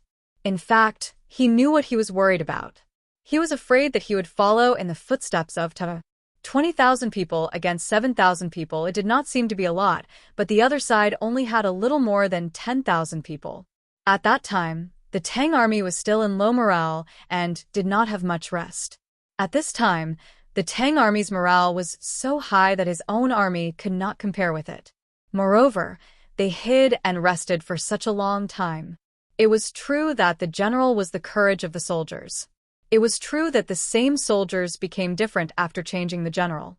His own army also had 20,000 people, and the logistics department of 6,000 people sent out did not lose too many people. But why did he not dare to completely follow the order to launch a battle line to kill? Was he afraid? Was he afraid of a 9-year-old little girl? Kimukahu was not surprised that the other side killed so many people on his side with such a small number of people. The most powerful generals in history were even more powerful than this. He could not understand how a 9-year-old girl could be like those famous generals. If she was on his side, he would feel that the little girl fought a battle pleasing to the eye, but she was not on his side. Reporting General, the scouts of the 1st and 2nd teams of the Wind Cavalry encountered the enemy and retreated. Only 21 people out of 300 escaped. Just as Ko Mu and Ko, who were thinking about how to follow the order without losing too many soldiers, a messenger ran in from outside the tent and reported to them. Kimukahu did not seem to have any reaction after hearing it. He looked at the scenery outside the tent motionlessly. The messenger did not dare to disturb him and stood aside to wait. After a while, Kimukahu said, "No wonder I always felt a gust of cold wind. It turned out that I was targeted. It seems that the Tang army is ready to attack my army. Well, tell me, What kind of enemy did the first and second teams of the Wind Cavalry encounter? Reporting, the brothers who came back said that they encountered about 3,000 Tang soldiers. They were lightly armored, and their arrows were like flying locusts. When they came face to face, a large number of brothers around fell.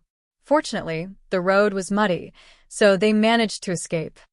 The messenger was also worried. He was afraid of encountering the main force of the Tang army and that little girl, Kumu and Ko, who began to ponder and muttered, 3,000 light cavalry. This means that they are the ones who ambushed the logistics. The main force of the Tang army is still on the mountain. Mud is good. The messenger listened attentively. He didn't know what to do with the mud, so he could only wait for the general's order. Pass down my order. The 6,000 men of the 8 battalions that were sent to reinforce Tadagaritu are to return immediately. The 6 battalions will split into 6 groups and spread out the distance between each other. We will search as we return. Gather all of our cavalrymen. Equip them with light armor and crossbows. Wait for orders. Find Sangchichi. Komuko, who originally did not want to let the headquarters go up, but now that the enemy had their eyes on them, they had no choice but to go up, even if they knew who would be at a disadvantage. After the messenger left, Komuko, who laughed sinisterly and muttered to himself, "Little girl, this time I'll let you know that not everyone can let you come and go as you please." Wang Wan, who had defeated nearly 300 Tufan soldiers, led her troops and left. She ran into a forest and started to get busy. Shui Yun flew down and told Zhang Yingshan the news on the mountain. She then flew away and continued to monitor the situation on the mountain. She also sent an order. Zhang Xiaobao took out the small pot on his back and lit the fire. He was busy making food for Wang Wan. He was only making food for her. Fighting a war was also very mentally taxing. She had to replenish her nutrients. He poured oil and slowly boiled the sugar. After a while, the sugar changed color and the fragrance floated out. The surrounding soldiers who were looking at them inhaled the fragrance. However, no one came forward. No one wanted to share the food. This was a meal for the general so that he could lead them to victory. Zhang Xiaobao took out pepper and a few other seasonings and stir-fried them in the pot. He looked at the cut meat at the side and sighed. "AI. It's not easy to get some pork here. I'll just make do with the wild pork. I've already marinated it with white pepper, starch, and wine. The fragrant red braised meat needs to be cooked slowly. It will only taste good after 2 hours." Wang Wan leaned against a tree and rested while thinking about what the enemy would do. Occasionally, she would look at Xiao Bao, who was making the red braised meat for her. She revealed a happy smile. During this period of time, Xiao Bao had taken the time to make good food for her. He would do whatever he was told to do. He never felt that he shouldn't listen to a woman just because he was a man. The surrounding soldiers were also envious of General Wang. Although men didn't cook much, the little young master's food was really delicious. Just by smelling it, it was fragrant. When they heard the people from the logistics camp calling him, it seemed that the little young master had a higher status at home. They didn't expect that he would not fight for power with General Wang and would do whatever he was told to do. This kind of man was not easy to find. Yes, a woman like General Wang was also not easy to find. When the little young master was at home, would he be bullied by General Wang, who could command him? As everyone was thinking, one person unconsciously said it. Zhang Xiaobao was watching the fire. When he heard this person, he turned his head and asked, "You haven't married yet?" This person was shocked and thought that he was doomed. Why didn't he guard his mouth and let the little young master hear it? He quickly shook his head and replied, "No, my family is poor. I can't talk about a wife." Oh. Don't be afraid of being poor. We are poor, but we are not poor. You fought with your life in Tubo. When you go back, you won't be poor anymore. For those who fought with my little madam, if they died, their families would double the compensation. If they were alive, they would also receive a large amount of money. When the time comes, I will help you find a wife. You have to work hard, Zhang Xiaobao said gently to this person. Okay. When this person thought that he would have a wife in the future, he immediately felt embarrassed. He lowered his head and blushed. But in his heart, he felt that something was wrong. He had clearly offended the little young master. Why would the little young master be kind enough to find a wife for him? Zhang Xiaobao did not expose him. He looked at this person carefully and remembered this person. If this person could really go back alive, he would find a wife for him. The kind that was good at fighting. Let's see if this person would still badmouth him. Another person at the side joined in and said to Zhang Xiaobao, "Little young master, I already have a wife at home. I don't know if I can get a concubine when I go back. My cooking is not good at all." "I don't care if you get a concubine. If you have the ability, you can get one yourself. I will teach you how to sing a song, okay?" Zhang Xiaobao looked at this person and said, Okay. I will sing, and you will remember. Maybe I will say goodbye. Won't come back again, do you understand? Do you understand? Maybe I'll fall down and never rise again. Do you still want to wait forever?" Zhang Xiaobao sang the song with a slightly altered melody to the man, and the people around him also listened. "Little young master, I thought about it and decided not to find a concubine. The one at home makes clothes that fit me very well. Everyone in the village praises her. They also say that I am very lucky. I won't marry. If you don't marry, then rest. You still have to kill enemies. Dignity needs to be exchanged with blood." After Zhang Xiaobao finished speaking, he added some firewood under the pot. He turned around and went to Wang Wan. He squatted down and massaged Wang Wan's head. At this time, Wang Wan was almost done thinking. While enjoying Zhang Xiaobao's massage, she said to Zhang Xiaobao, "Xiaobao, you sang really well just now. Why don't I change the military songs that I learned before and teach them? It can also improve their morale." "Okay, but the premise is that you have to make more money so that you can give enough money to support the army." In the end, the Tang dynasty couldn't raise an army and there was chaos. The soldiers listened to who is who. "Let's give the money to Shaoli and let him take it out. Then the army will listen to him. I like him more. He is very tough when dealing with the outside world. If we follow him, we can fight a few more wars. In the future, your family will eventually be separated. You can't always follow my family. You need to build your own family. Your younger brother will be supporting your family in the future. You need to have a good reputation so that you can protect him before he can start his own family." Zhang Xiaobao thought that most of the content of the lyrics was different from what it was now. For example, the love of the motherland. The people now listened to who raised them, especially the soldiers of the various regional commanders. This is not good. They need to centralize power. Money. Everything needs to be done with money. They also need to use Li Longji's name. Otherwise, they can start an uprising. Wang Wan also agreed with Zhang Xiaobao's suggestion. In the future, they will fight whoever is not satisfied. Weak countries don't have diplomacy. They need to occupy more land and get more resources first. You can decide how to earn money. This time, I am prepared to cripple Tubo. I will make sure that they will not be able to recover within 10 years. Kamukaha's 6,000 men have retreated. They are retreating in different battalions. What is he trying to do? Zhang Xiaobao asked the information he just received when he heard about the war. What else can he do? Shuiyun is not back yet. When it comes back, let it go to Kamukaha's side to take a look. He must be gathering the cavalry. He wants to use 6,000 men as bait to waste our horses and arrows. It is too obvious.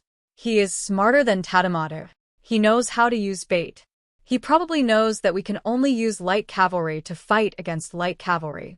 Wang Wan was very familiar with this kind of thing. There were many examples. For example, during the tank battle at Station 2, they could stop their own tanks from moving and let the enemy constantly look for suitable places to attack to deplete the enemy's fuel. Would a tank without fuel still be a tank? Zhang Xiaobao was relieved when he heard that Wang Wan had a plan. Compared to Wang Wan, Kamukahu was still inexperienced. By the time Zhang Xiaobao finished cooking the red braised pork, everyone had rested enough. Wang Wan had a good meal